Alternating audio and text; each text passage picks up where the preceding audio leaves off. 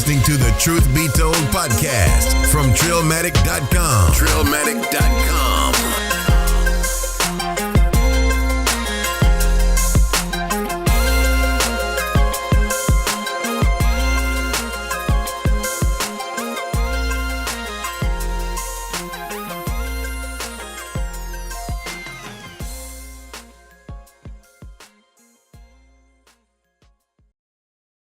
What it do, Trillion?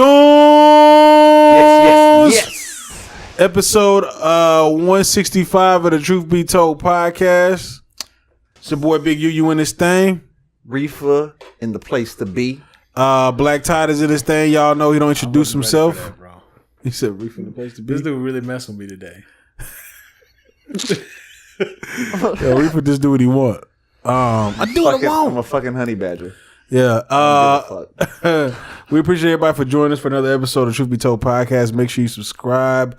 Make sure you subscribe to the YouTube channel, trillmac.com/YouTube. Please do. Share it with your friends. Absolutely. Hit us up, trillmac.com/merch. Let's get ready for the summertime. Get you some tanks. Yeah, let's get some tanks, get some tees. Some wife beaters. Yeah. Wow. Are you allowed to call them wife beaters anymore? I don't even know if you're allowed to say it anymore. I still say Sorry. it. But not on the air. Yo, you got me out here looking real trash. Get your tank tops. Get your Truth Be Told Get your A-shirts. sleeveless shirts. Get your Truth Be Told spaghetti strap. Now we appreciate everybody though, man. Definitely make sure you really go subscribe to the YouTube channel because we're really trying to grow that. Yes. Listen, if we get to 1,000 subscribers, Black Tie might show his face. He might show his face. It might be blurred, but he might show his face. Look, it's gonna be. It's gonna be like that. I'll give one of my face. It's gonna be a meeting like improvement. He's gonna be Mr. He's like gonna be as Wilson. the subscribers go, it's gonna move that further and further. Right. Black Tie's the new Wilson. Right. You know, I really don't even know how this happened. Like now, it's just my brand now. I got to stick with it. You gotta stick with it. But it's not like it was a big thing. It was like, well, no, this is where we are now. So Right. What we're gonna do is we're gonna plan when we get you on camera. Finally, we're always gonna have something in the way, like where you sit. There's something in the That'll way. be fucking. That's what we're gonna. That'll have to be do. fire. That's Yeah. what we got to do. You might just see like his hair. Yeah, you just see the top. You just literally see the back of his head. Maybe just the top. Yeah, you'll see just random shit. Yeah, that'll be hilarious. Yeah, we should do that. Him with like a beard. Yeah, so we appreciate. Yeah, make sure you subscribe. When we get to 1,000 subscribers, you might see Black Tide. Yes. He may show himself. All right, it's on the table. just saying. Where do we want to start? I just want to say shout out to everybody except Aisha Curry.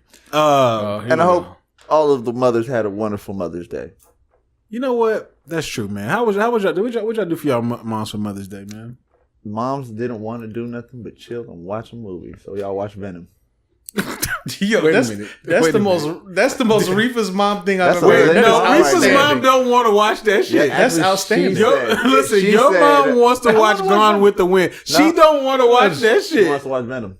What's crazy though She is did that shit for what's you, crazy. bro. That's why she's such a good mom. She did that shit for you. No, she did not. She did that shit for we y'all. already watched it. So she, you know what I'm saying? It's like That makes so much sense. I gotta say it. She I believe his story. Nah. Wait. Don't You believe so. know Reefa, right? You know But you what's ain't met funny his is mom. she's the one that said hey, His I mom wanna ain't watch a that movie, Venom. Because Venom? my brother had seen it and he told her that it was pretty funny. It was pretty good. So then she was kind of interested. You know? Okay. She likes some superhero movies. This Venom is seems different, on though. par. It's different, but it's dope. You know, I mean, she watches The Walking Dead. You know what I'm saying? I started it. You know, she wasn't really into it at first. Is she but then watching that got Walking into Dead it. because of you? No. I don't even. She was ahead of me this last season. Okay. She was like, "You haven't caught up yet." I'm like, "Oh my god." Okay, don't you maybe I'm spoil sleeping it. on your mom. My bad. You know. Well, what's crazy? My point I know is, your mom. hey, I'm just saying I would never expect it to be like, yo, pop in the Venom.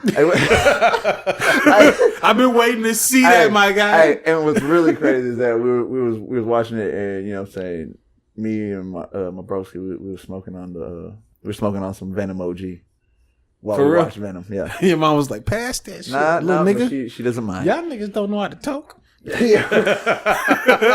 Choking like a bitch. Turn the damn movie up, shit. Nah, but it's funny though. Is like she watched The Walking Dead, and that we were trying to get her to watch some other thing with zombies or some shit. And she was all like, "Oh no!" And we're like, she was like, "No, Pet Cemetery." We're like, hey, how about Pet Sematary? We threw that one out there. And then she was like, oh, hell no. And she was like, got people coming back from the dead. And I was like, the fuck you think The Walking Dead is? Yo, ethnic moms do not play with that shit. Yeah. Okay, They don't. They just don't play with that shit. My mom ain't finna watch that shit either. Yeah, she never watched that shit. she said, not Pet Cemetery. Hell Like, no. you ain't bringing that shit in my house. The bad Demons juice and shit. Oh, she don't like death and shit. anything with like Ouija boards. You're like, you ain't watching that. Not in my sight. And then I'd still, when I was staying over, I'd watch it. And then You pull out the Ouija board? I call her to the room. Like, hey, mom.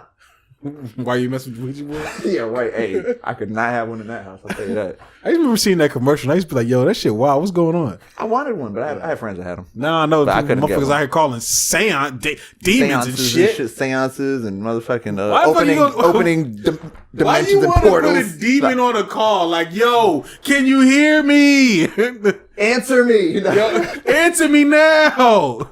Nah, that shit is wild. Though. Nah, fuck But, that. nah. I'm asking a demon to step inside the house. You're really onto something though, because now I think about it, I can think of my mom saying about several things, but I'm not watching that devil movie. That's what I'm saying. My mom didn't even want me to listen to 3 6 Mafia in the house. I already know. Listen, Oh, I've been told a bunch of times about something being you ain't devil getting no 3 6 music.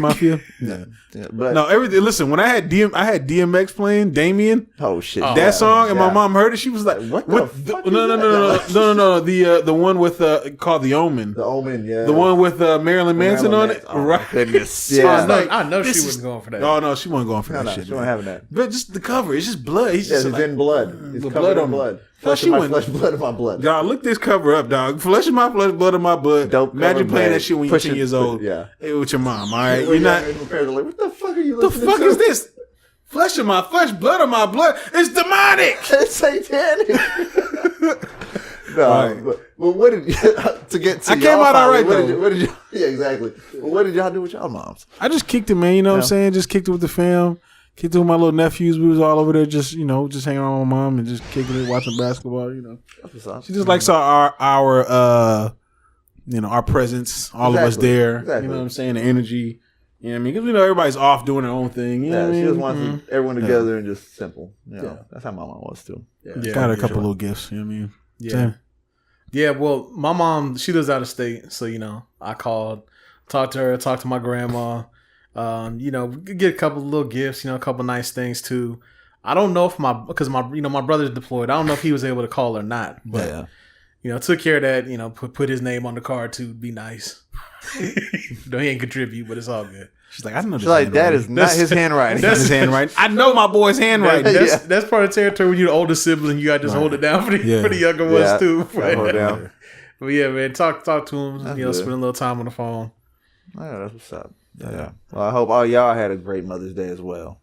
Yeah. All the moms and anybody, did something with your mom. Hope y'all had a good time. Shout out to the single mothers out there. Yeah. That don't really got nobody to tell them Happy Mother's Day. Yeah. The kids are too young. Nobody's really appreciating you. Just want to let you Shout know. out to them. You are appreciated. Cue to Tupac. A special Happy Mother's Day to y'all. Yeah, definitely a special Happy Mother's Day. They don't get enough love. They don't. They about there working hard. Mm-hmm. Shout out to Not them. enough appreciation. Y'all about to get some new fans over here. I know, right? I'm just saying, listen, That's some bro. real I know, shit. You're I not know wrong. I'm that just is some saying. real I be shit. seeing some single moms out there. They just be like, it's like almost like they just be like, they be struggling. grinding. Yeah, They and they just grinding. working. They're not even They thinking just about do what Mother's Day. They're not even thinking about Mother's Day because nobody's checking for They, them. they may have missed Mother's Day. That's how Right. out of mind it is. Out of sight. It's like, It's like me for Christmas. I'm like, oh, it was Christmas? Shit. I was supposed to buy a gift. Damn. like me on my wait, birthday. wait, I'm like, I'm getting older. I don't want to know this. Right. How does that happen? I don't know, man. I skip shit sometimes. all right? No, we're going to look. Okay. He forgot We're New going to Year's. revisit this. one We're going to have to time. revisit this at a later date. With this something ain't right. We'll revisit this around Christmas. Now that I know, we'll have to remind him. Hey, go. I'm Christmas reminding is we're doing coming. the 25 days of Truth Be Told Christmas Friday. This nigga do the whole This countdown. dude gonna be sick Christmas Hey, by we're the gonna time do I'm this done. shit. We're gonna have to do some shit like that. Right. But all right, let's get to this show. Yeah, let's get to the show, man. A Boogie. A Boogie is Okay. on the list for Boom Trap. from Black Tide.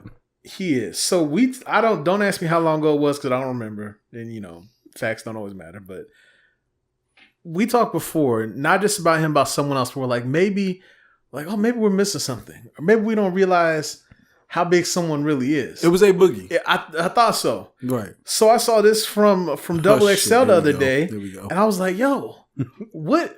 Niggas 12 times What platinum. are we missing? So it says A Boogie with the Hoodie season is the biggest hip hop album of the year so far.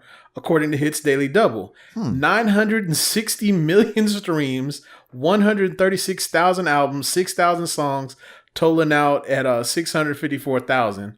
But I was just looking at these stats and I'm like, what am I missing?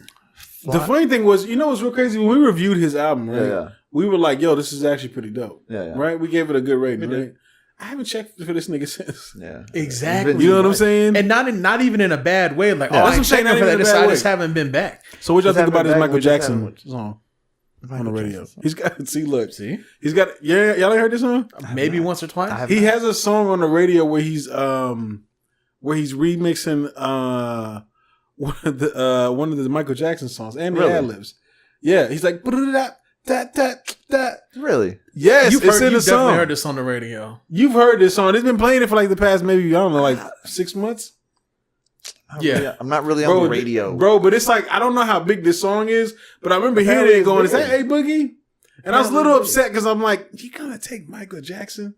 Trying to use that. Yeah. Use that to get there. Look back at it. Look back at it. That's what it is. Yeah. Yeah. Yeah, you gotta. But he's singing it though. He's kind of really. no joke. I'm not doing it as good as he is, but yeah. That's what I'm saying. Like I hear that song, I'm like, damn, I wonder how everybody's receiving this right now. You know what I'm saying? Because they play the fuck out of it on the radio, but I don't be. It's like he's hearing out of nothing sight, about out it. of mind. Yeah, I don't. I haven't heard nothing really. I haven't even. He's out here. Heard people What's jamming that? him, but apparently he's out here. Yeah, It's funny. It's not often you see someone like flying under the quietly radar. doing that kind of numbers. It's under the You radar. know what it is? For real. You know what it is? Huh. The man is doing. So I think sometimes people forget that, like, you know, because okay, listen, I'm one of those guys that don't listen to the radio and shit. Yeah, that's what I'm saying. That's why The I haven't old heard it. traditional ways of like consuming music, I Yeah. don't really fuck with no more. It's hard to. But that doesn't mean that there aren't people that don't consume music that way. And I think he's just There's a lot of people. he's that just do. gone into that lane. And because I don't consume music that way, I don't know shit about it. Yeah. You know what I'm saying? Yeah. Like I hear things. Sometimes I'm in a radio car and I hear like the radio playing. I'll hear things here and there. But I don't. That's not like my main place of consumption. Just driving around, I'll hear a lot of people listening to radio. You know what I'm saying? You'll hear a lot of people listening, like, and I'm like, I thought we were past that. But Listen, we're not. We are. We are. No. There's Not everybody. A huge chunk of the population in America is past that. Oh, there's still. But there's still that. a big chunk of people that are. just- That's how they receive their shit. Yeah, because These they listen also to the streaming stories in services between. Yeah, these streaming services are geared toward you not listening to music that way. Oh yeah, Because you figure you listen to what you want to listen to. You get alerts when the artist that you check for drop stuff. You build a playlist hearing what you want to hear, and then they'll curate a playlist. Think, hey, we think you want to hear this because you listen to this, not Right. oh, here's something new. Right. Now they'll curate the ones with the new stuff on there. Of course, Yeah, of yeah. course. But they keep building everything and using algorithms to keep, circling back around to what they think you'll like. Right. So you're right. It's not even geared toward you finding new stuff. It's really not. I mean, I go through the top tracks and I'll listen, just kind of see what's popping out there. But usually like a 1 or 2 times. If it's really hot, I might, stick it in my regular rotation. You know what I'm saying? But for the most part, If you listen to satellite radio at all, you'll hear it because they only play the same 9 songs over and over and over and over and over. you feel like satellite does that? Absolutely. I feel like satellite has a little bit more variety. think depending on I feel like what the radio, the actual FM radio does that shit. probably depending on what satellite radio you station you're listening to, maybe. If you you might be cycle right. between channels 44, 45, 46, 47, 48, that chunk right there, you might hear the song going off. All right, I want to hear that. Switch to the next one. Oh, well, it's just starting on that one. Yeah. You will hear it That extremely hasn't happened with repetitive. me. Okay, because It listen, happens at work I all feel the like time, but I'm like, bro, if I hear the song one more time. I feel like Shade 4 or 5 doesn't play a lot of the popular stuff. I feel like they play like a certain type of style of music there. Yeah. 47, You know what I'm saying? in my opinion, Fly is the one that's the most out there because it's pulling a lot of throwbacks. So you'll really get the stuff you're like, oh, I forgot about this song. Right. But Takes me back. Listen, radio ain't dead. It's dying, Yeah. but it's not dead. It has, And I think that's what he's it has a what he's lifeline. attacking right now. Yeah. Listen, I've talked about this on the podcast. Ebro said you can't be a superstar without the radio. I kind of believe that. That's true. That's probably why he's like as big if not bigger than what we think he is. Mm-hmm. Yeah, that's true. That's true. He's bigger than what we think he is. Yeah, he's definitely bigger. Yeah, he needs radio a little bit. We got some more news from Nipsey Hussle. Is this what to do with his numbers And his shop? the defendant's lawyer. Or defendant's lawyer. That's right. So the defendants, that nigga said, "Oh, listen, I've been getting too many death threats, I'm not. and for that reason, I'm out." He did with the Shark Tank. I was about to say that. I was like, that sounds like Shark Tank. I'm out. He did a whole speech before he did it. He broke it down. And it was like, and for that reason, I'm out. Yeah, I'm out. A lot of people wonder why the hell you was in the first place. for real though. Like we were saying, it's people's jobs. Somebody has to take that spot, but I don't know. Look, they can't make him represent himself, can they? I mean, you have to choose that. You have to choose that yourself. He can be assigned a public defender, which is not in his best interest, but he can represent himself too. But it has to be his choice, I think, to do that. It does. But to get a public defender though, it's like then people are gonna hate that guy still because he's still there. I don't think they'll hate him as much because it's like instead of taking it it's on. a public defender because everybody knows you're gonna lose the public defender, so nobody cares. You know what I'm saying? Yeah. Well, that would suck if they hated the public defender too. It's like shit, bro. You really out here? Yeah, nobody wants to be a lawyer. Nope. Shit. Yeah, for real though. But either way, that shit wild. That dude said, I ain't fucking with you. I can't do this shit no more. I ain't dealing with this shit. I can't fuck with you. Pretty much. He hit him with that line. Right. You're listening to that shit. He just walked into the room and hit play on a music thing, and the speaker just started jamming that song and walked out. Yeah. I miss it. Listen, I don't know what kind of death threats he's getting, but he had to make enough of them. You know what I mean? Just to kind of. I know that shit started as soon as he walked in. They was like, "Yo, niggas was like, yo, don't start your car up." Yep. It's probably all kind of shit he's been dealing with, man. But so shout out to Nipsey though. You know what I'm saying? Yeah. And definitely shout out to Nipsey because Nipsey's store. Well, first they said they announced they were shutting down temporarily though, right? I think they were doing only online, closing the traditional brick and mortar store. That's what it was. Yeah. What I got from that was, damn, they must have made enough money so they can start to renovate and do some bigger things with it. That's the only thing I was thinking. It's a possibility. I don't think I knew they weren't going to shut down. Like, yo, they said it sold out. Like after he passed away, like all the merch and everything, like people bought it out. That shit was flying off the shelves. So definitely. But they just announced that they reached 10 million in sales since his passing, which is crazy. Yeah, that's crazy. From clothes. They were apparently that shows you the support bootlegging stuff. Yeah, they were having a problem with bootleggers. That's why they went straight to the online only type thing or something. It's like you can only get it right here. Oh, they were having a problem with bootleggers in the area. Yeah, that's trash. That's real trash. Yeah, right there in the area. It's like, come on. Yeah, that sucks. Well, shout out to Nipsey. I wish he was here to see that, man. So, he's looking down, watching it. He's seeing it. He's counting the money in heaven. Yo, that's wild if he's just like you get paid here, but you get paid in heaven too. It's like it all comes with you. It's like shit. That's something they don't tell us. Like the money does go with you. Yeah, the money does go with you. That direct deposit still hits. How motherfuckers always be like, you can't take it with you. Oh, shit. Yeah, I found that you can. Shouts out to Nipsey, man. Yeah, rest in peace, man. Wait a minute. Listen. The Stallion. What we got from Meg? Not his Meg. No, this one is his Meg. Really named the episode not one. I know. I saw that shit. Yeah, I was laughing. People was like, yo, what the fuck? That was like the first shit we were talking about. All that it was like, it was perfect. Yeah. Like, not my Meg. Not my Meg. Did you see this track list? That shit was right. I did see a glimpse of it. Okay, she's about to release her new album, Fever, on this. Is it this Friday? This Friday. I seen a little trailer. She starts off in that little kind of teaser video. Y'all see that? In the car? In the car? Yeah. Where she's like, say. She's like, say, nigga. Yep. I was like, it's me. I'm nigga. Like, you talking to me. He's like, you talking to me.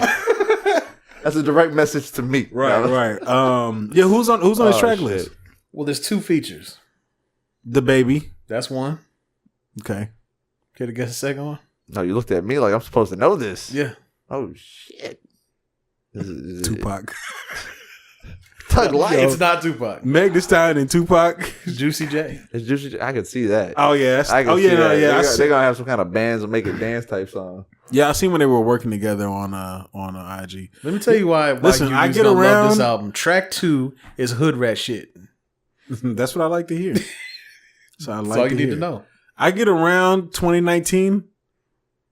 I'm down with that. Megan Thee Stallion and For Megan Thee Tupac? Stallion. Listen, she already did the big old freak. What sample is that? That's a sample from something, right? Doom. Yeah, what is that? Let's see. So she got the sample. Let's see. Look, he not even gonna go look for the sample. He gonna go watch the video. Yeah. Oh. I got to do some research. Right, I gotta do here. some research. No, but I'm just saying she could probably do the I Get Around. No, Nah, she probably could. yeah, she ain't gonna do that. She She need more bass in her shit. She need more kick. I'll be sure. Night and day. Okay, that's what it is. Yeah. Shouts out to them. Shouts out to them. But yeah, you ready for this album? I know you ready for this album. So my only issue with why y'all be doing me like this? You're the one that gets flustered. I don't get flustered, bro. So listen, I said flustered. I'm only getting flustered if she walks by. Okay, I'll probably hit him. I could dig that. I could dig that. Do this. He got the draws ready in his pocket. Just throw that at you on My drawers with me at all times. All to time. throw at her. They're ready. No, she's I got my draws with me at all times. Hey, he got pullaways like them old pants and shit. oh She got the warm up pants on. Yeah. Hey Meg. Oh shit. That's funny. But No, I think but my only issue with Meg, man, is I think she can rap. She definitely has the look. mm-hmm. She's popping right now. She has a love from women and men, Mm-hmm. which as a female rapper, you kind of need both sides. Yeah, you're gonna need love from both. Yeah, you need love from both. It's hard for women that only have love from one side. Like I feel like Rhapsody gets a lot of love from the men. She don't really get love from the women. Yeah. You know what I'm saying?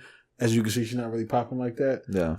Rhapsody is still, to me, probably a better rapper than Most of the Meg, females. than even Meg is. Yeah. But I think Meg has all the right pieces. My only issue with Meg is I kind of feel like some of her content is just centered around just sex. Yeah, I was gonna say that. You know what I'm saying? Just like agree. Straight, just raw dog fucking. That's it. Yeah.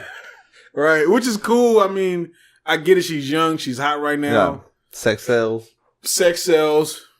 I know that's gonna like help her like elevate or whatever. But at some point, I really do want to kind of see her bring it back a little bit, like take it back a little bit. Like she probably will with this album, but I don't know if she's reached that point where she's gonna, switch it up just yet. Right now, she's just kind of it's equivalent of like rappers doing trap music right now. Yeah. Do you want me to give you the name of the rest of these songs? Pretty much. Yeah, let's hear the track list. Realer, Hood Rat Shit, Pimpin', Cash Shit, WAB, Best You Ever Had, Simon Says, that's the one with Juicy J, Shake That, Money Good, Dance, Ratchet, Sex Talk, Big Drink, Running Up Freestyle. See, this all sounds like club music, strip club music, Houston, and anthems. Yeah. You know what I'm saying? Nothing in here sounds like there's anything introspective. Yeah. She's putting a lot of deep thought. She's just getting this money, and she's this album she's gonna twerk her way to the top. This track list sound aggressive.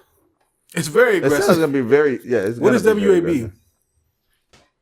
It was real. Said W.A.B. What about it, bitch? No, don't know. I figured if anybody would know, you know. He said, "What about it, bitch? Where is it at, bitch?" No, I'm just making them my own acronyms. WAB. There's something I think she would say.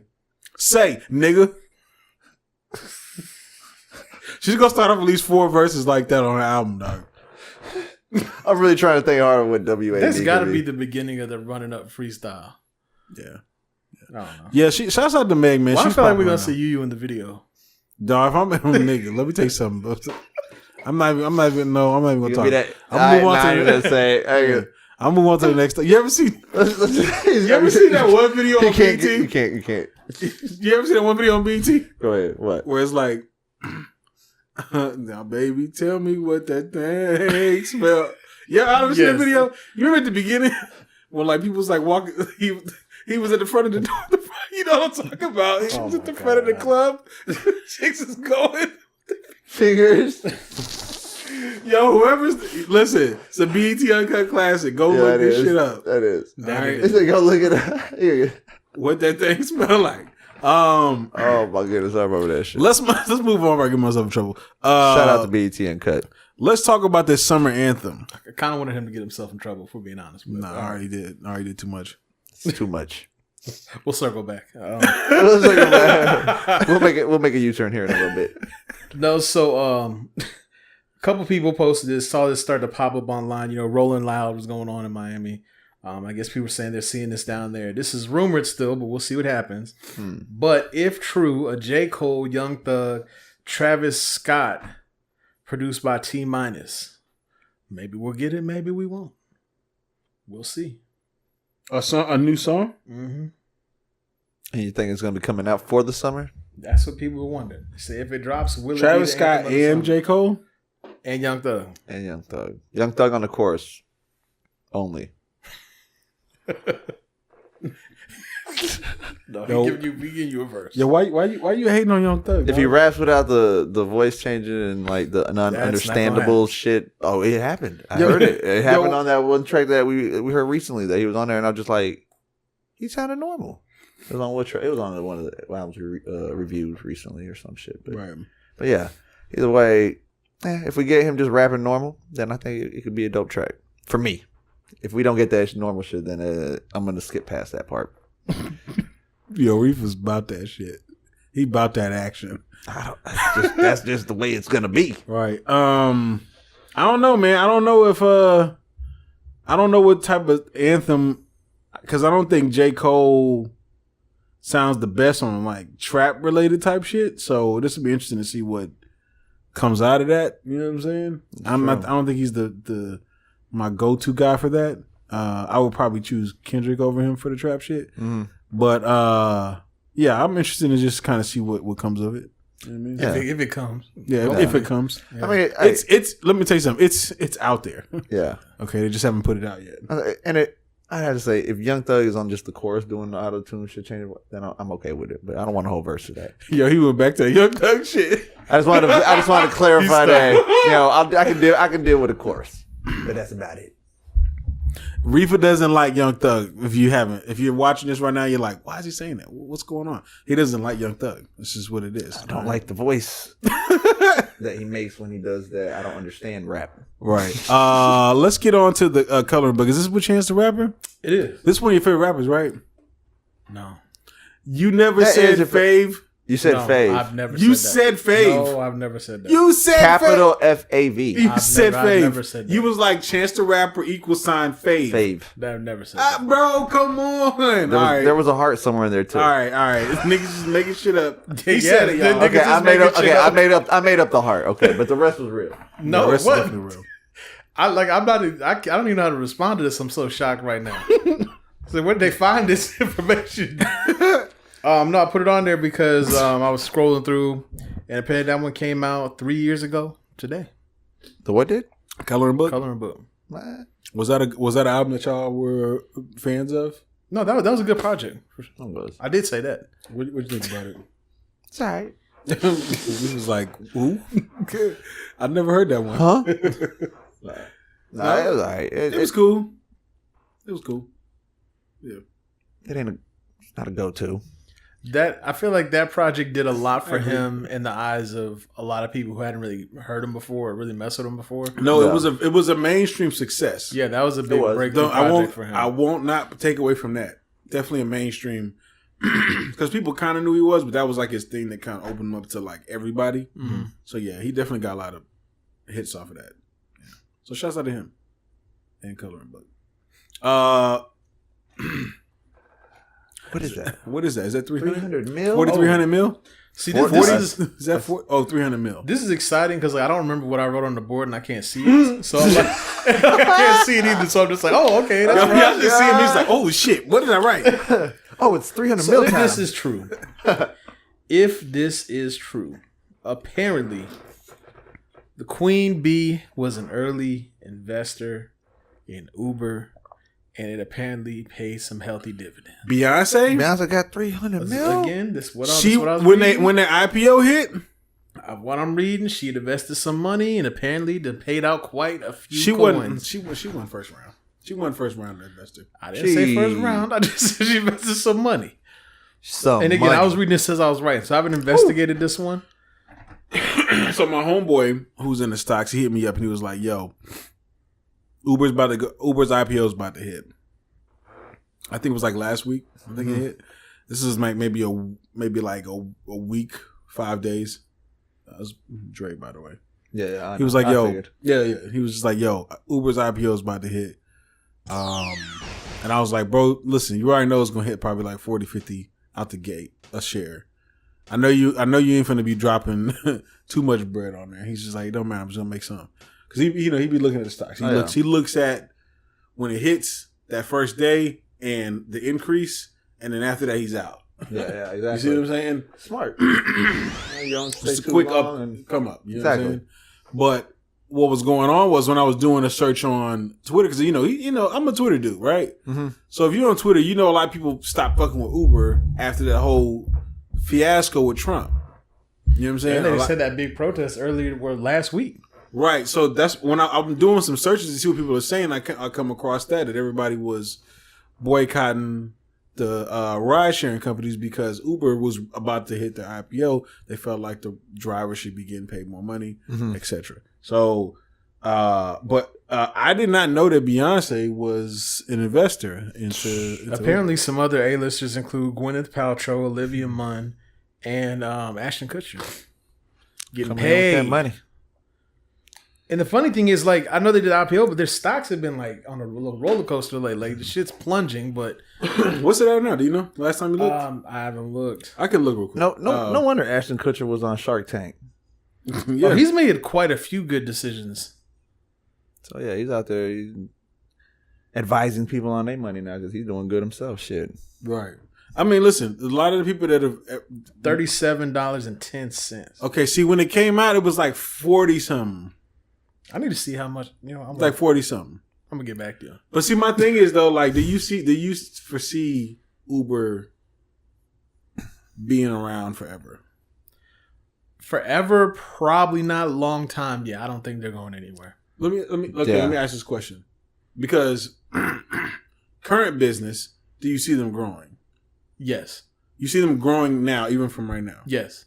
So, what do you think they'll pivot to? Because in order to really grow, you have to pivot into other avenues. I don't think ride sharing is going anywhere anytime soon. Now, you have the big dogs with like Lyft and Uber. Mm. We saw them start to pivot with stuff like Uber Eats. So kind of getting the same markets as like your DoorDashes and somewhat Postmates or Grubhub like that. That's kind of one kind of pivot. I'm thinking, where else might they pivot? I'm not sure, but I think that they have the backing. They got the money that they can kind of put the toe in the water and see, like, man, is this working? Is it not? I know there's some lofty ideas for some stuff they think they can do, but let's be honest. We need to push anything that involves people flying. Push that off a little bit. Right. I was gonna say in areas that I just had to bring this up. In areas that weed's legal, they probably gonna do some like weed deliveries. Yeah, Uber. They might get involved with that. They probably dope deliveries. There is okay. Trademarked. Said trademarked. I might want to get that going. Dope deliveries. I'm gonna beep all that out. There's an app. That's ours. EAZE. It's a Trillmatic Go in there, get what you want, bring it to you. Marijuana or marijuana related products. No. Oh shit! It's called Ease. Mm-hmm. Okay, easy. Easy. It is very easy. Yeah. I've seen it in action. Where? California, but this one I went to that Warriors game. But yeah, so see, that's what I'm saying, bro. People are out there. This is the thing this is the thing that's gonna be this is gonna fucking suck. Mm-hmm. When they legalize it in every other state that they legalize it, there's gonna be a shitload of people that are just gonna walk in that have already built their infrastructure in California. Oh yeah. They're gonna take over the entire state. Yeah, they're gonna just. Yeah, that's bullshit, though. Branch off because they're already ahead of the game. And what's crazy, it's mind blowing when you go from a state where none of the shit's allowed to there, and it's like, it's almost like when you're looking like, what is this futuristic world y'all are living in? Like all these things you have and these things to complement it. It's crazy. Yeah. Right. Well, it's the future. I think it's bullshit. All right, Uber. But you're right. Someone's just gonna walk in and be like, "Hey, we already got the master plan." So. Bro, if they legalize weed in Texas tomorrow, it's gonna be like 8 corporations here that's like, moving and we've been here. We've been doing this. We're the one that lobbied for it to get legalized. Oh, yeah. It's legalized because of us. Thank you. Move the fuck out the way. Okay. We'll take care of this. Buy our this. weed and get the fuck out the way. Yeah, we'll take care of this. Mm-hmm. Oh, what's that? You got a little dispensary? Okay, we'll buy that from you. Get the fuck Stay out of here, small timer. You're going to have a politician who's been around a while. Like, you know what? Maybe we should look at it this way. And the corporation's going back. We're glad to see it our way. Here's $100 million. Let us in. Yeah, that's it. That's all it takes. That's it. That's especially Texas, because Texas is so big. Mm-hmm. Man. And they're big on making that money, too. Yeah. Greg Abbott is out here. Listen, man, big state, big bucks. Right. One of these damn oil companies gonna get in there and just fuck it. Man, I'm pissed. I'm done. Right. Next. Well, yeah. Shout out to Beyonce though, man, getting $300 million. Yeah. 300 million. If that's a true number, if that's a true number, is damn. If that's a true number though, they really are like super billionaires. Like they just fuck yeah, they just keep getting for real. Listen, y'all play with the stock market, man. Look into that shit. That money right there is like, she don't even need that money. That money's going to go towards her, like, Blue Ivy's college fund and shit. It's like, oh, that's our money. That's it. Just give it to her. $300 million for a college fund? Yeah. And then for when she's done with college, she gets the rest. You know what I mean? Okay. You see what I'm saying? Yeah. Why not? Yeah. Yo, $1 million for college is enough, right? It's more than Can you pay for Harvard with $1 million? Yeah. Okay, all right, cool. You can. No. Well, you might not be able to pay for straight A's though. You got to put another meal up. No, or a meal per A. While y'all playing, people can date for straight A's. What's her name? Felicity Laughlin? More. Not her, but the other one. I think they said the prosecutors recommended 4 months in federal prison. Yeah. What was the names? I want to say it was Felicity Huffman, but I'm not sure if that was the her. It's the one from Uncle from fucking. No, now Lori Loughlin, she's in trouble because she tried to get tough. Apparently, the first. Did you hear about this? The first deal they put on the table, she was like, "Nah." Judge was like, "Okay." You didn't hear about them putting their kids trying to getting their kids through college? So it was Lori Loughlin, Uncle Jesse's wife. Yeah. Okay. Yeah. Who else was it? Felicity Huffman. Yeah. There's a bunch of different people. Popular Beverly Hills. But I was reading about Felicity today because they Yeah. said today she pleaded guilty and could face up to 4 months in federal prison. Do I think that'll happen? No, but because so they're basically bribing their kids through college and shit. Like to like people like, you know who I am? Through to get into I these was schools. on Full House.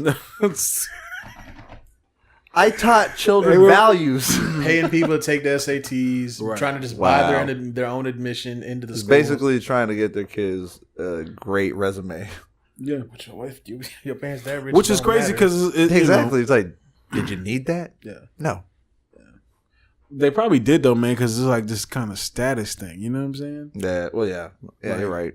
Oh, my kid graduated from USC. The it was like USC. Their friends around them and shit. It was also. USC. Then I think there's a couple Ivy League ones, but USC had a couple. Yeah. Did you see the thing with Dr. Dre? Because that was kind of funny to be honest. The way with his kid. Because like I think his daughter goes there, was accepted. Yeah. He's like, yeah, shoot on her own merit. People were like, didn't you donate like $70 million? And he took the post down. We talked about that, yeah. Oh shit! He took it down because him and Jimmy Iovine donated that studio and like they did and $70 million to the music program. Bro, in my head, I think that helped. Because in my head, a little bit. I was going, no joke. When that happened, I was like, why there? Yeah, for real. They don't need that shit. LA. For real.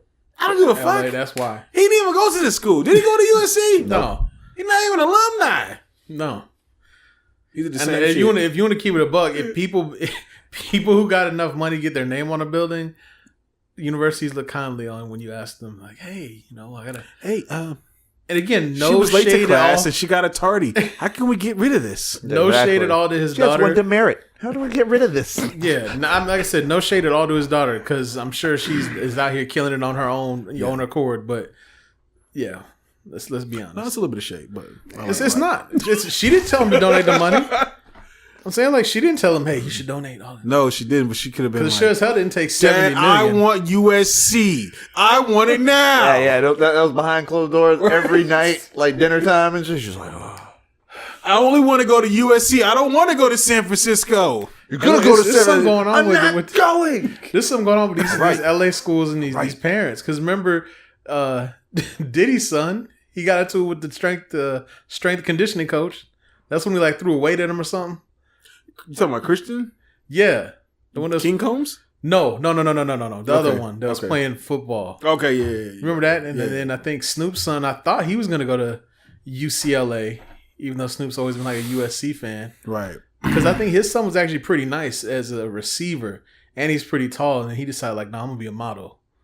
So he stopped. So it's all about prominence, man. Yeah. Then little Romeo was going to college for basketball or some shit too. He was. I don't know what school he was going to. Was it USC? I think it might have been USC. Now that I think about it. Wonder what Master P donated. Apparently he was nice too, but Nah, he was good. He was good with basketball. Shoot, Master P was nice. Basketball. He could play. Yeah, Go to platinum tanks. Yeah. Just imagine if Platinum tank. just imagine if you walked outside and there was a golden platinum tank outside. He's outside like a full statue. golden platinum tank. It's like, God damn, yes, your daughter can come. Your son We're can come. donating this. Yeah. You put it right there at the front of the campus. Right. Get this statue of this old guy out of here. Right. It's like, you founded this school. It's just Master P like with the fucking No Limit jersey on. The fucking statue, like, The statue has a little bubble saying, like they built that into the statue. Oh, shit. Shouts out to Master P, man. Well, gotta get rich. I had to go. Let's get into the screens falling. Fresh Prince is on here. It is. falling it is. down. Not sure why. While I'm pulling this up, did y'all see that clip of Will Smith on Jimmy Fallon? And he was rapping The Friend Like Me that's in Aladdin.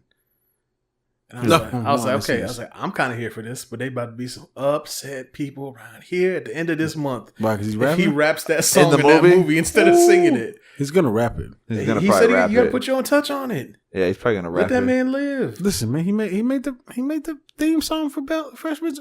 And it was Why would- actually really good. Why wouldn't they allow him to rap it? I'm It's sure Will he can Smith. do whatever. It's Will Smith. But you know people like to get in their feelings about this stuff.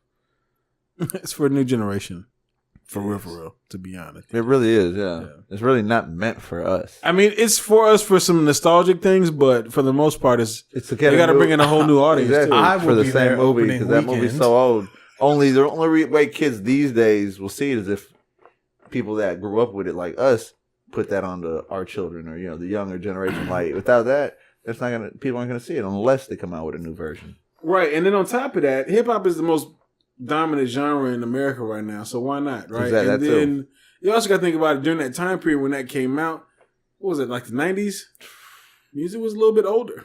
Yeah, 90s is retro as fuck to some people right now, dog. And people got to understand, like, when you talk about big shoes to fill, doing this character, knowing who did it before, like, you got to put your own twist on it if you want to even stand a chance. Right. you have to. This is a tall order even for somebody as great as Will. Exactly. You know what I mean? is. You don't want to go in and try and be Robin. It won't work. Right. But you got to be your own. Heath Ledger. Yeah, no, for real. You got to take the Heath Ledger approach and kind of just do your own version.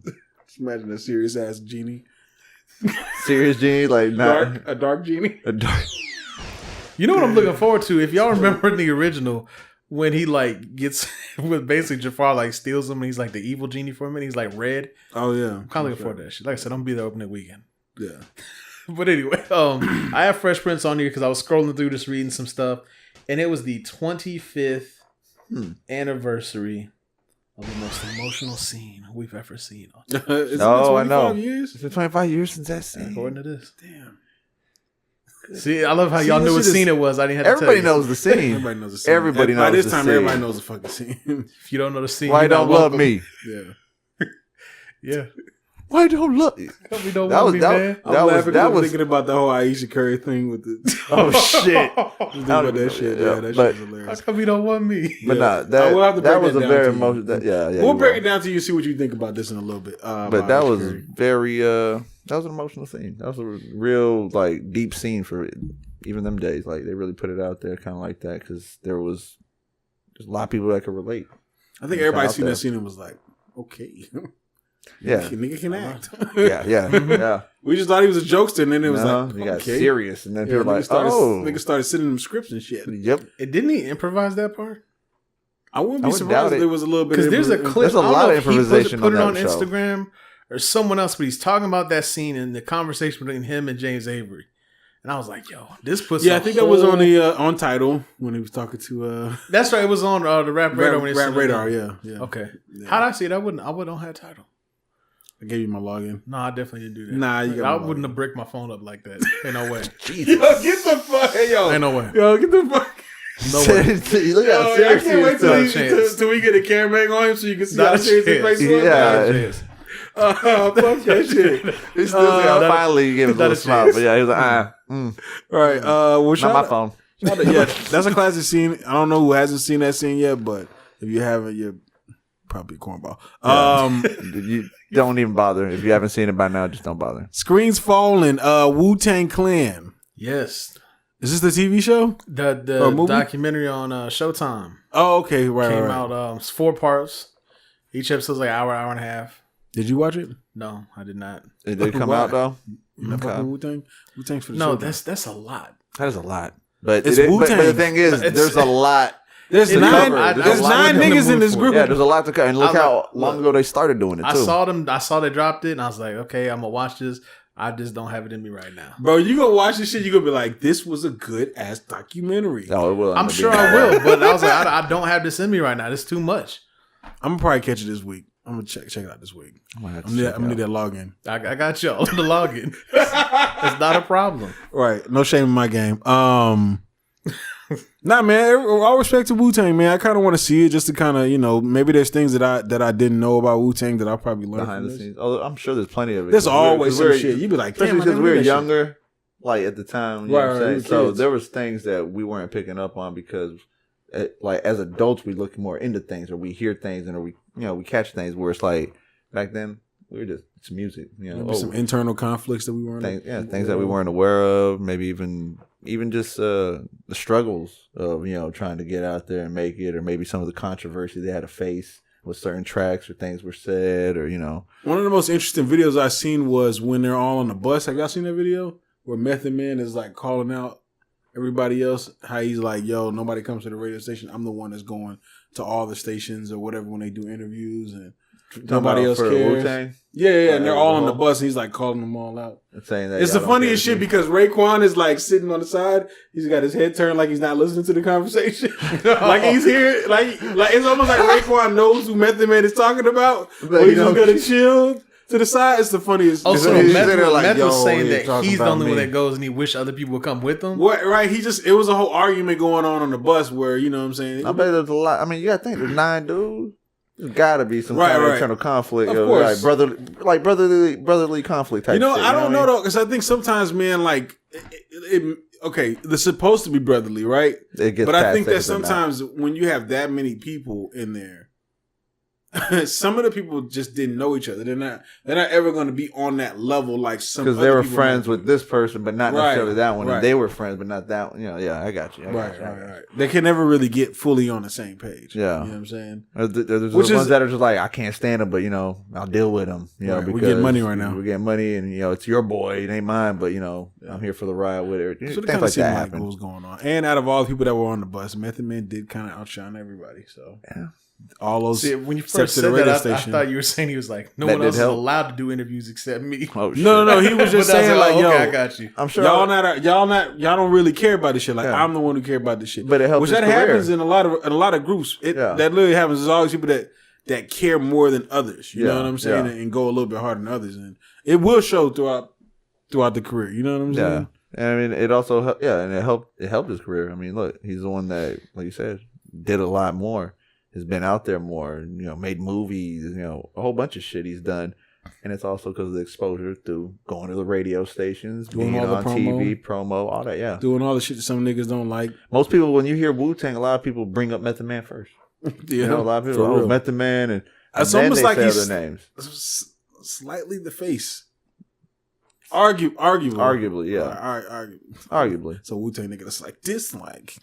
Because On everyone YouTube? knows it's Risen, the Jizzle, the Ghostface Killer. That's going to be Inspector Deck.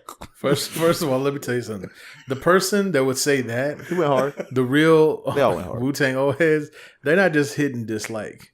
They giving you comments. Yeah, Yeah, they will. Yeah. They'll let you know. Yo, Rest fuck in this peace. channel. They're Rest gonna in not peace, only gonna OD. comment, they're gonna argue ODB. down everyone else in the comment section disagrees with them. Yeah.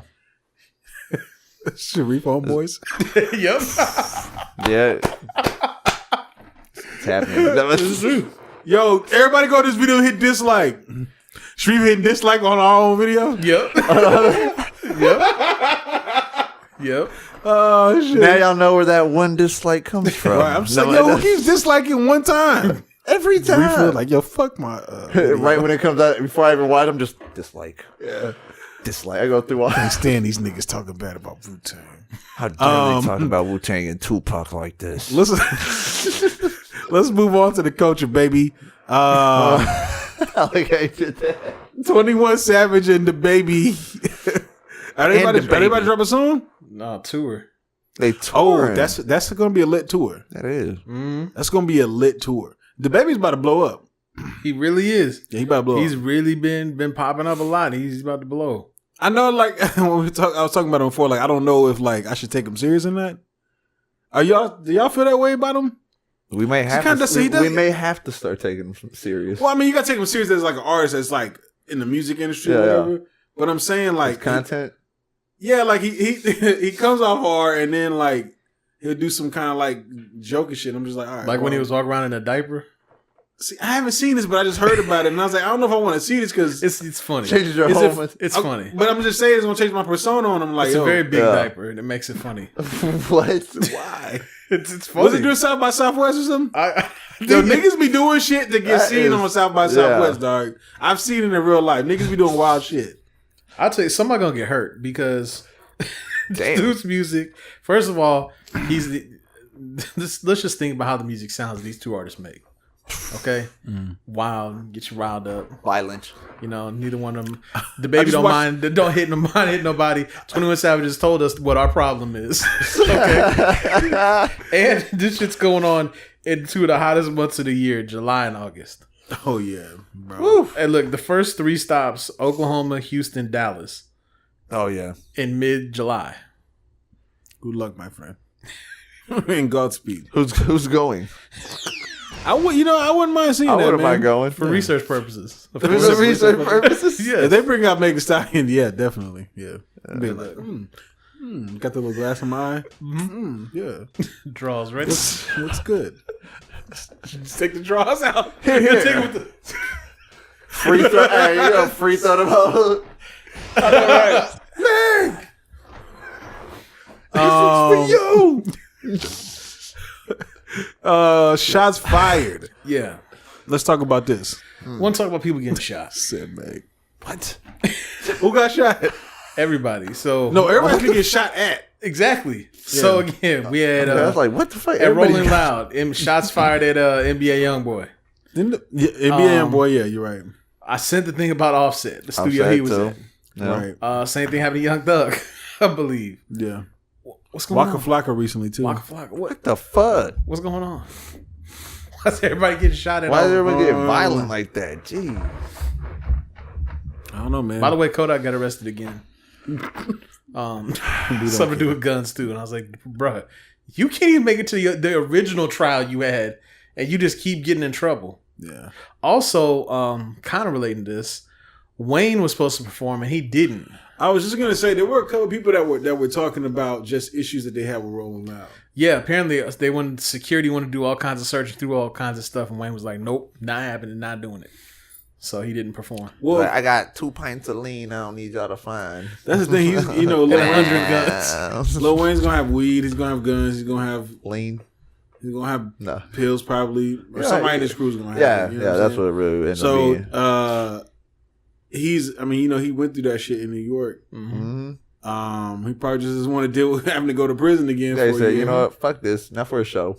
Yeah, not for a show. It's not worth it. But at the same time, I also know that a lot of shit has gone down in the past couple of years with mass shootings and all kind of shit. You know what I'm saying? People are just a little more cautious about shit. Oh yeah, that's true. You know what I'm saying? So I don't know which one is gonna balance out the most, but I think everybody's safety is number one. But at the same time, I do think that they should be a little more lenient with big name artists that get high or whatever their vice is, and let them do their thing. Let them do their thing so they can perform for the fans that are there to see them. Yeah, that should be something that Rolling Loud is taking care of. Yeah. That should be something that they say, yo, this is going to happen. You can search him, but that's it. You know what I'm saying? Or whatever. You can't take him to jail. You know what I'm saying? I don't know. You can know what he has on him, but you can't do nothing about it. Excuse me. This is my jurisdiction. And the thing is, I'm the law here. Well, and I think there is, especially that, there is a difference between, like Rolling Loud security and like police authorities and then that type of security. And, it's festival season, so we got them going on all over the country for the next couple months. Mm-hmm. Places like that granted, you don't want to have this happen anywhere, of course, but places like that, when these things happen, the hysteria and that causes with that many people, saying, bro. It's a really not a good mix. It's dangerous. It's easily turned into a whole damn riot. Yeah, exactly. You know what I'm saying? Yeah. If you think what happened in Vegas a couple years ago with that shooting. As terrible of a situation as that was, when they put like the clips out, you got people getting run over, stomped, stampeded over. It's dangerous. Real dangerous. Because listen, you're not going to stampede if you're not going to stomp on somebody if there's somebody that's just shooting randomly from a high rise. And anyone who's been in any kind of crowd like that knows how easy it is to fall over. Oh yeah. God forbid you're small. Yeah. You know what I mean? Like, it don't take much people get to pushing. God forbid you're big and you can't get up. You just fall in an awkward position. Just God forbid you go down. You go down, you're not getting up from a stampede. It's not funny, but it's funny. Hey, help! Help! Both hands up. You ain't gonna be like this. You're gonna be trying to cover up from getting stomped and yelling like, help! Everybody help your ass, dog. You're gonna get walked over. You're gonna get Mufasa. So you get stepped on. You're gonna get Mufasa for real. On your face. Next to me, hey, what it do, Trillions? You took an L. Yeah, I took a serious L, trampled to death. He got stuck. The next scene is me telling Simba to leave. No, but I mean, I get it, but like I said, it's called Rolling Loud. Let them roll their loud. You know what's up with everybody getting shot at though? Listen, man, it's just like you said, it's festival season, it's shooting season. Yeah, all right, it's getting a little hot. Niggas getting a little agitated. It's hunting season. Summertime is when it pops off. When fingers get itchy. Everybody outside. Yeah. And that's the thing. When you got crowds like that, that's when that shit happens.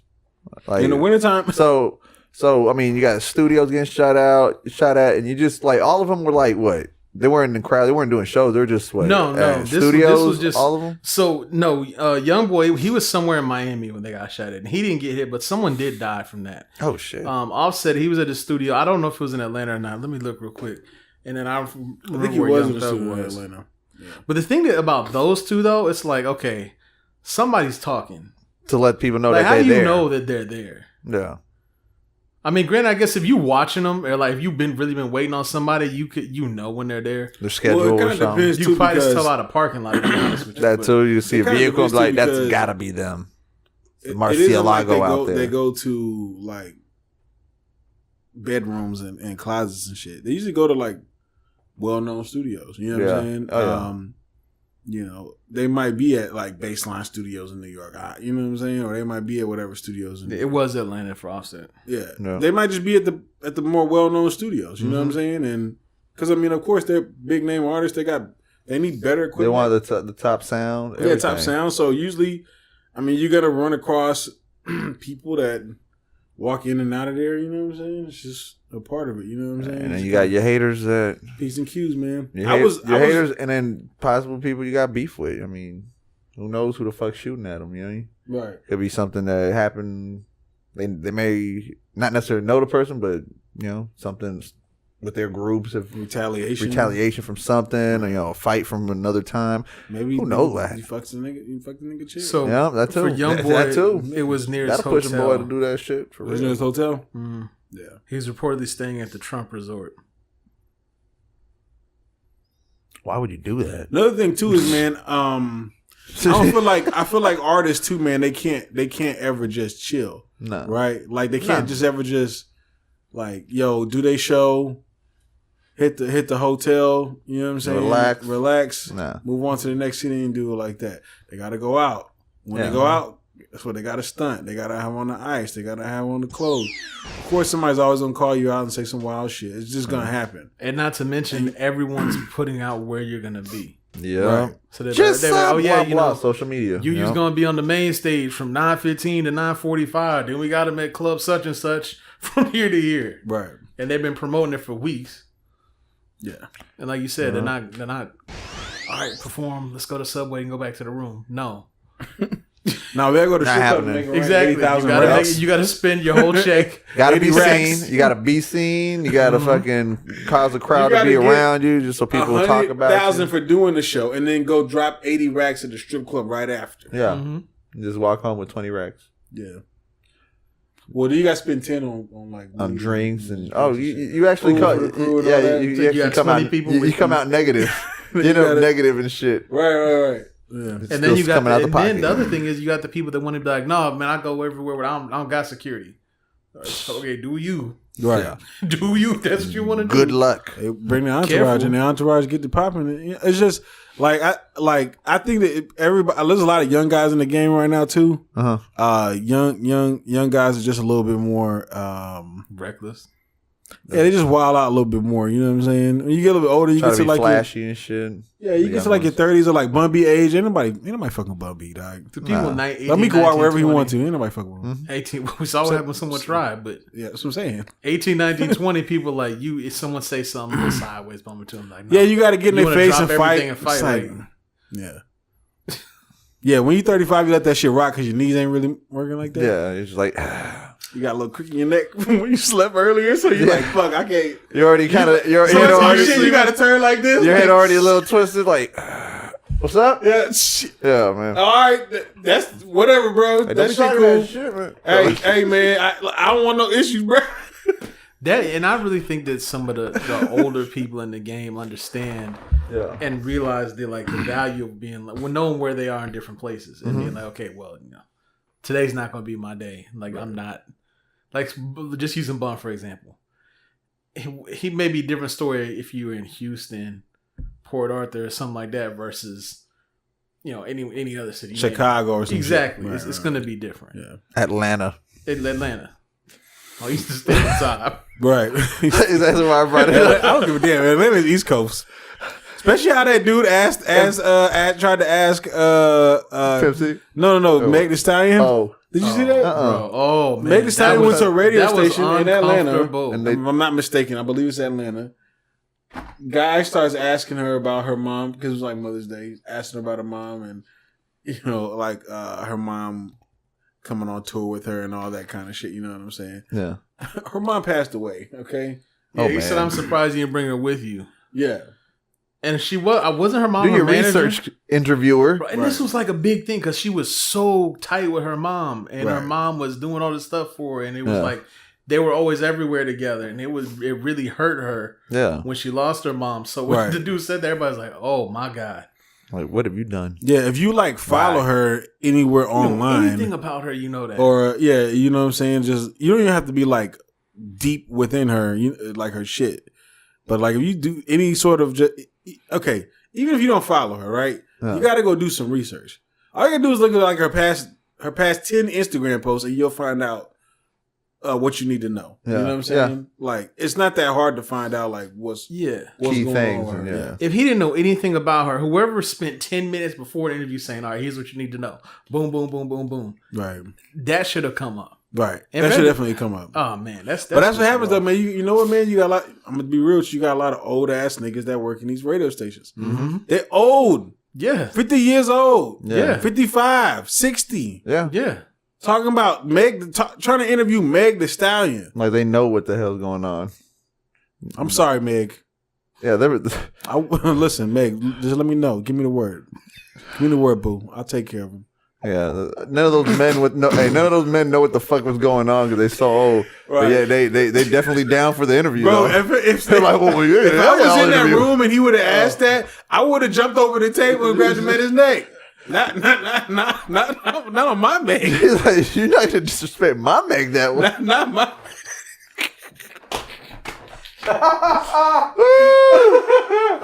This was not my Meg Volume 2, right. Part 2, right? Not. Oh, she hears this. But let's move on, man. Speaking of people doing interviews, he said, I hope she hears this.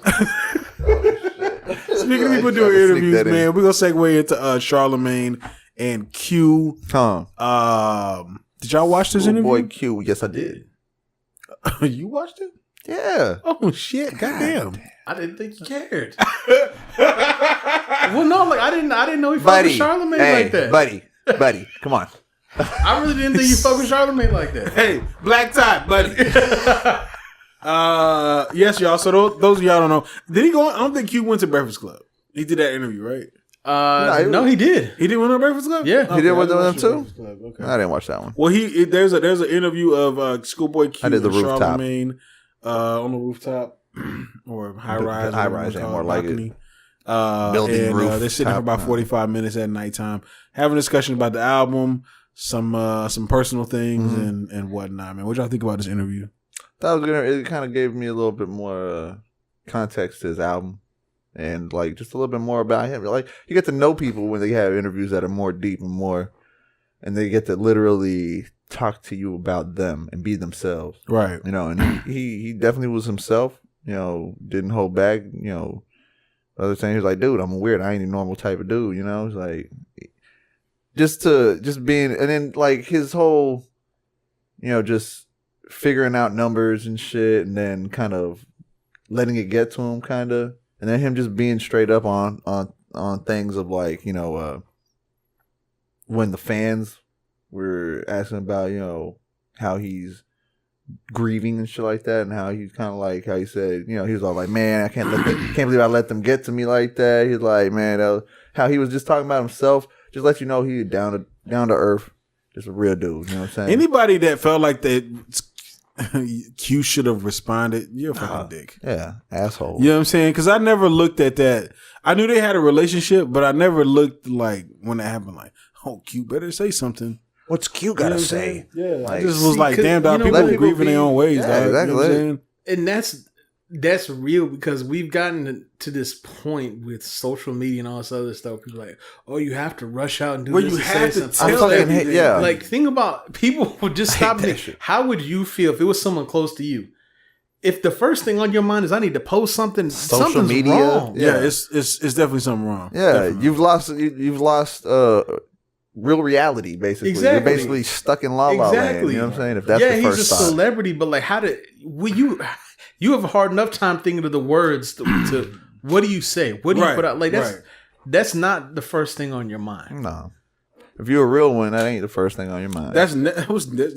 Like I just never crossed my mind. Like, oh, ScHoolboy Q's I don't know if I can fuck with him anymore because he didn't respond to Mac Miller's death. I actually respected that more. What fucking person is saying this shit, dog? I respected that more than all the other stuff that we said before when we talked about that. I felt like a lot of that was fake. Yeah. The people who were like, "Oh, I do this and all this." You did say that every day. Right. I remember I was like, "No, I'm not buying it." Yeah. And then he even put it on there. He put on blast. The Grammy nomination, which kind of was a little bit like, okay, well, I respected this much more. This seemed very genuine to me. Right. Yeah. Right. Very genuine. Yeah. Yeah. You know. Yeah, I got listen, internet's not real. It's just a tool. You can't believe everything. Things, it's not. You don't have to share everything. Mm-hmm. You know what I'm saying? You know, one thing I liked about this interview was we got real conversation, Charlamagne. Mm-hmm. Not like some of the antics we get on the Breakfast Club. As much as I do enjoy them and I love those interviews, this was more like his, serious. a real conversation. Yeah, this is him off of the Breakfast Club cameras. Yeah, you know what I'm saying? And Mike, you know, like this is probably how he really conducts himself, talking to people and shit. And it was good to see him like that too. Kind of give you a whole different perspective on him. And I was just like, okay, you know, he has to do that shit for like on the Breakfast Club for like likes, views, you know, listens, all that shit, just to get people talking. You know, push some boundaries, say some things that might get some people talking. That's his job. And, you know, and he actually, like, this was, like, it was just a whole nother side of Charlamagne that I never seen personally. So I was just like, really? Oh, shit. Yeah, I haven't. Because I haven't seen him.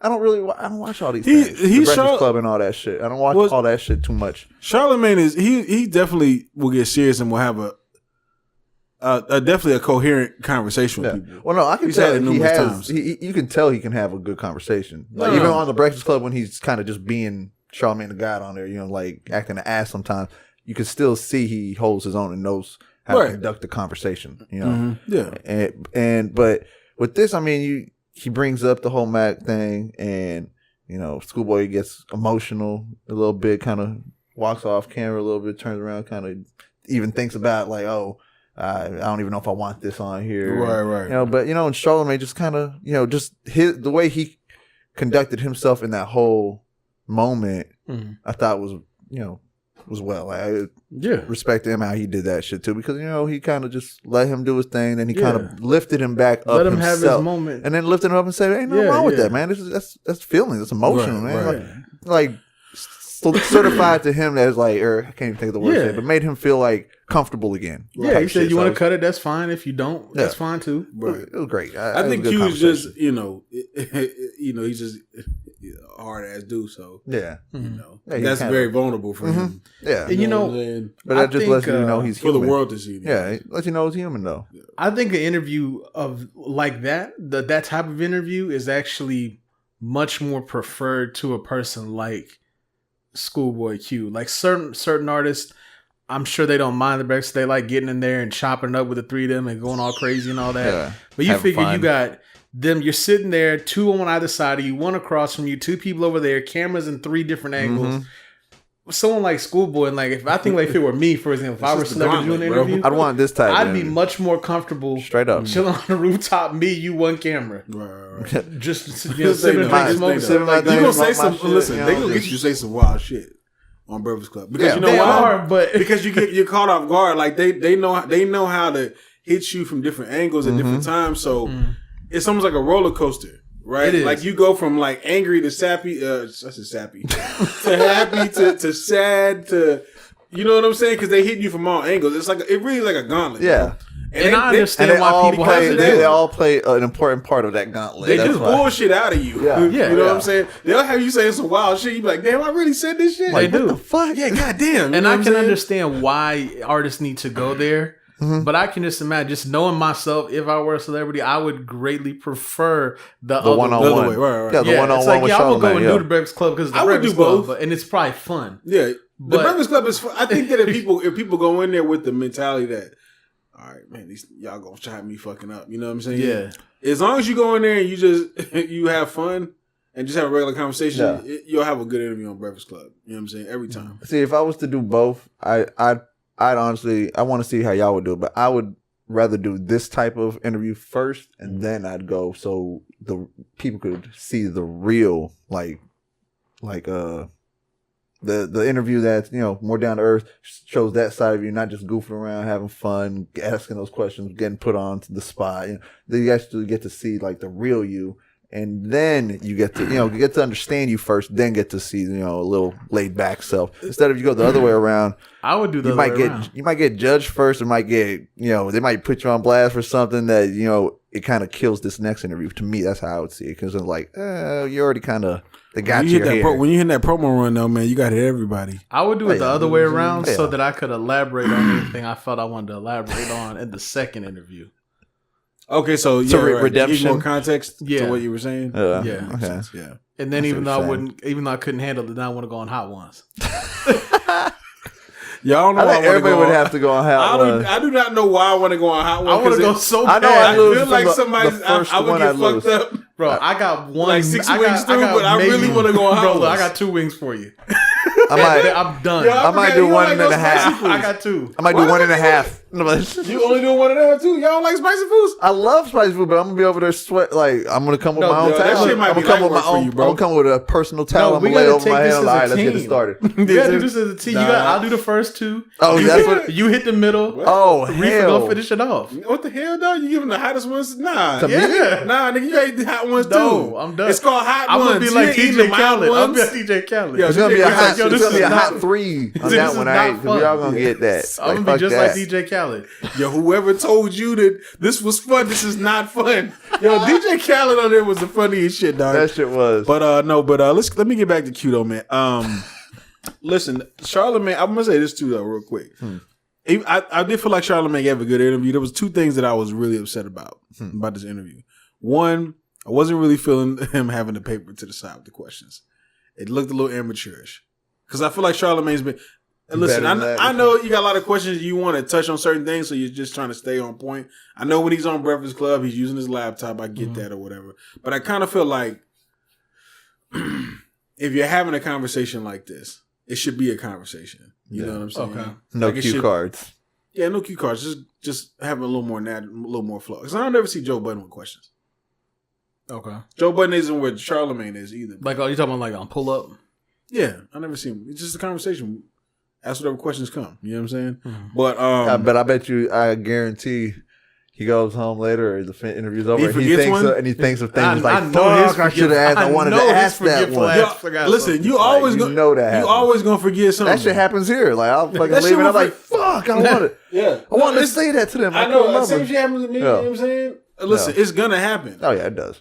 Even if you write shit down, it's going to happen. You're gonna be like, damn, I should have asked this in this way. Oh yeah, it's always gonna be like, you know what I'm saying? So why not didn't just elaborate enough, or just that kind of bothered me a little bit. Gotcha. But then also too, I kind of feel like Charlamagne just a tad bit disconnected from just the culture as a whole. You know what I'm saying? I think he's connected in what he thinks he needs to be connected in, and that's it. You know what I'm saying? But I don't know if he's connected to everything like he used to. So he has his bubble, but it's like nothing outside of the bubble that he's really right. Like Yeah, he's not checking for like things outside of that, which is cool. I understand he's Charlamagne. He's got a lot of shit going on.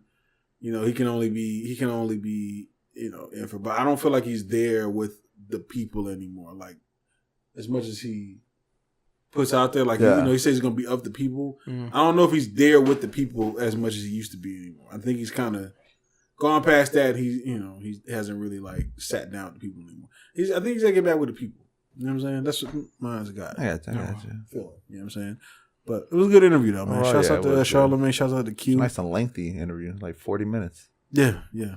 Bro, no. I don't know if you ever watched the episodes of Pull Up. Those shits are long. Yeah. Oh my God.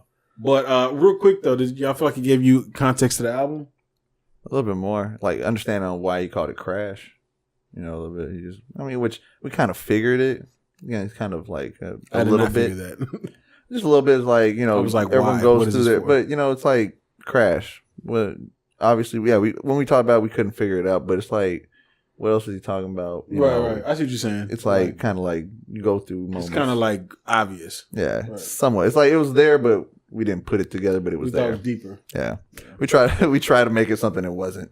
Between what this is interview the H's capital and like a couple other ones I watched, I feel like I have a very good understanding of where he's at right now, mentally, emotionally, spiritually. But I still don't understand like why these however many songs and why this order. Yeah, right. So you, because I'm gonna be real. I'm not like even after watching some of these interviews, I'm still not like 100% happy with the album. It was a good album, a lot of good songs on there, a lot of banging beats. But I'm not 100% happy with the album. Not like with his previous stuff. Yeah. You know what it still doesn't change the whole feel for it. Right. So, I understand him a lot more, but not the album. Right. Well, because I still want to. I want to hear the other. I want to hear the other albums because I bet you one of those is going to be more. I bet you one of those is like fire. It was the one. You know what I'm saying? Especially the one that he said that he thought he was whack. Remember? Because even Charlamagne said he was like, "What if that was the one?" Because he said he was like, "One was just whack. I didn't show nobody. It was just me and the engineer." It's like he was. That might have been the commercial. One. No, that was the one he thought was whack. Yeah, that's when he thought it was all commercial. Right? I don't want to hear that one. Yeah, I don't either actually. But the one that he thought it was all commercial. That's his own personal feeling. Maybe it wasn't. Yeah, You might be right. But what's so funny though, that you see that happen all the time with artists. It'll be either a song they thought was a throwaway or some random Lucy they'll just throw out there, some chat they think everybody hating, and people just love it. yeah. You know, Ends up being the like one. You see them like, oh no, we want this to be the single we push, and then like, nope, your fans had other plans. Yeah, exactly. Kiki, do you love That's me? true. That's true. We watched it happen to him. Right. They were like, oh no, they sat in that meeting. This Mike Jackson This one? Michael Jackson gonna take off. This the one. We saw that dance video, and then, I mean, the shit worked in his favor to a disgustingly Then it was successful like, degree. no. But they were like, It's Kiki. Sorry. then it died Keep it down. Kiki. Like, all right, we're gonna push it again. We're like, no, we still like it. It's like, nah, Kiki again. Yep. We're gonna get outside the car. Bitch, did we ask for that? We're not done with Kiki, motherfucker. Exactly. They was mad as hell. They had a whole rollout. They did. A whole rollout. That shit did not work. Didn't work. Yeah, internet does what it wants. Shouts to the internet. But yeah, man. Shouts out to Charlamagne. Shouts out to Q, man. Let's move on. What are we going on to? I'm very intrigued what's on this board. Respect your elders, Lil Wayne. Okay. What's going on, Lil Wayne? So sources say album. Anytime sources say. Sources say album is confirmed. Is unconfirmed? It is confirmed. Oh, it is. Carter 6? No. What's it called? Funeral. It was funny because the article's reading, they're like his long rumored funeral album. And I was like, Never heard that so rumor. have we really been talking about that? But, Said long rumored. Long rumored? This is how you know niggas be right. Well, the first thing got people long sniffing awaited. around. Where, nigga? He's definitely a Wayne fan. What got people sniffing around is because when people were talking about the tour, because, we mentioned with them Blink 182. Yeah. Like, oh yeah, when you get your tickets, you can pick. I have this album or that album. People were like, what album? So then people got to digging, and it looks like he's going to drop something. So once upon a time, this would have been the biggest news in the world to me. It's now okay. Once Cool. upon a time, it was big news to a lot of people. We'll see. You're right. But Once upon a time, Nelly was big news for a lot of people. yeah, I mean, there was a nice chunk of years that I was Nelly Wayne's Furtado, right? biggest fan.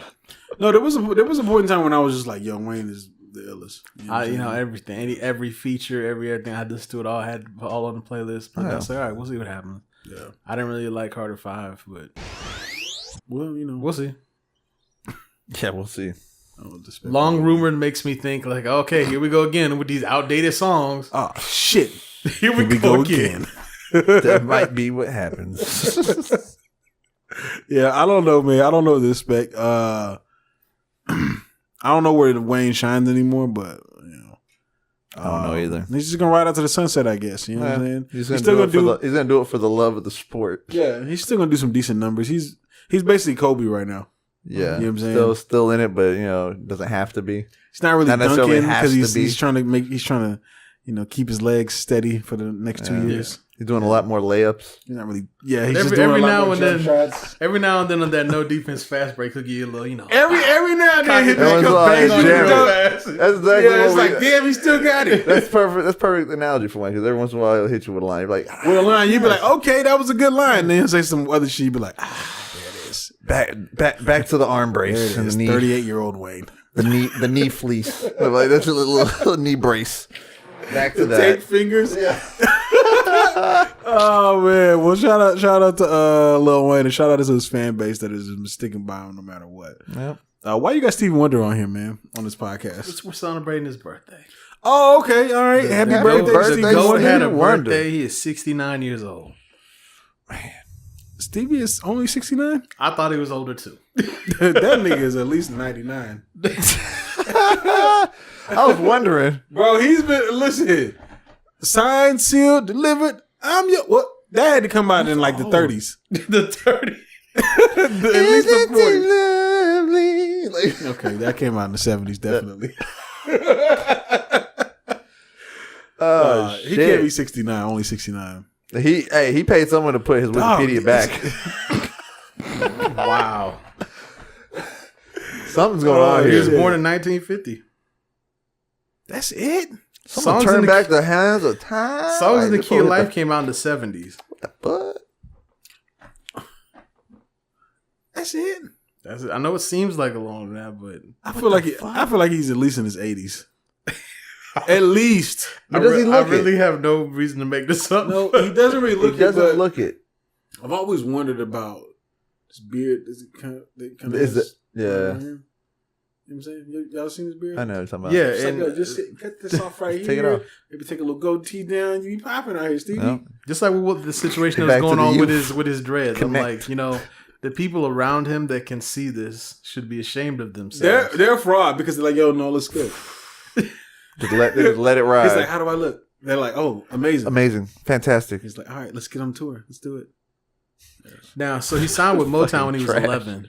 I am trash. No, I'm saying they're trash. Oh, We're they're not trash. talking about They this. talking about I was trash. I'm No. about to say, yeah, you're right. I am. No, that's not right. That's just. I'm not that's roasting legit. them, I'm just That's saying. legit. They shouldn't. They need to say something. Yeah, we're gonna get fucked up. We are.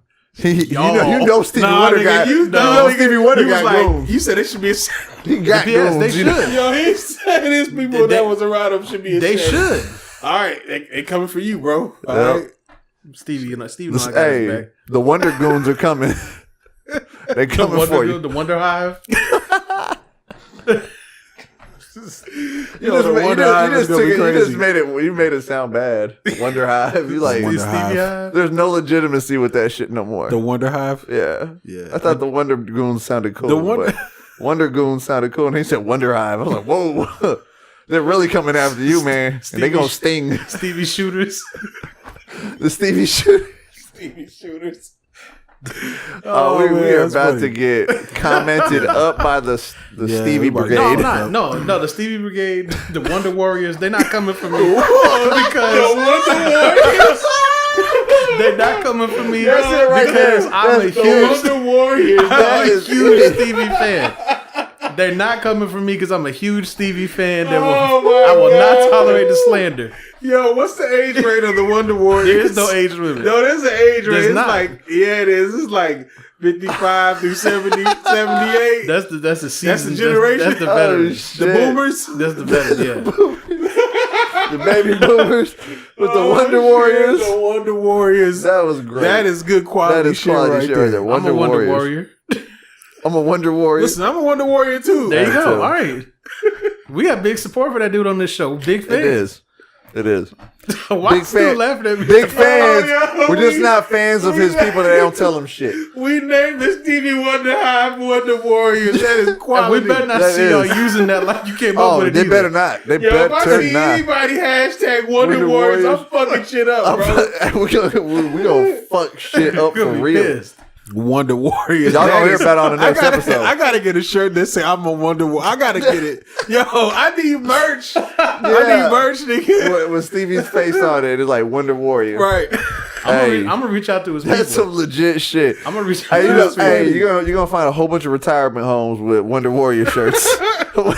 Bro, I just gave you like a whole tour's merch set. Wonder Warrior, Yeah. Stevie The Shooters, Wonder Warrior tour. Wonder Hive. Right? You didn't even get the tour name. Oh my I just God. gave you The $40 Wonder merch. Warrior. The Wonder Warrior tour. The Wonder Warrior tour. Jesus Christ. Jesus bro. Christ, we just set it off for Stevie This is Wonder. amazing. Let's move Fuck. on. Man. Hey, hire us. Hire us. Come on. Did y'all watch the Flying Lotus video? Yes. So far, did you watch it? Just now when we were writing Yeah. on the board. Okay. Yeah. I gotta give this Artistic Ignorance award for the week. You're not alone. A fool made a. They made an anime. That shit wasn't anime. They made a motherfucking Afro Samurai. Not Afro Samurai. It was more like Akira.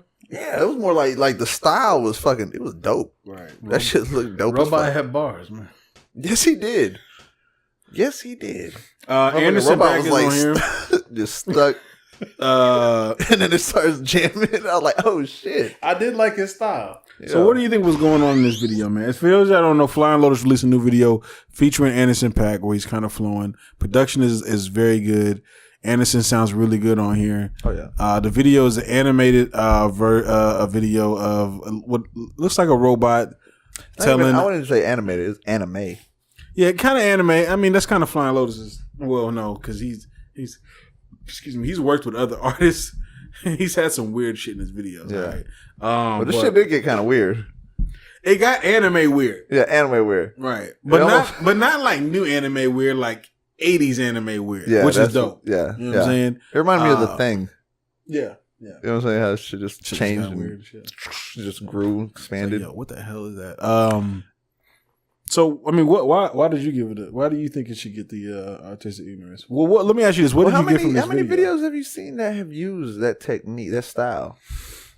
There's a lot out there, but as far as like hip hop in today, I haven't really seen much.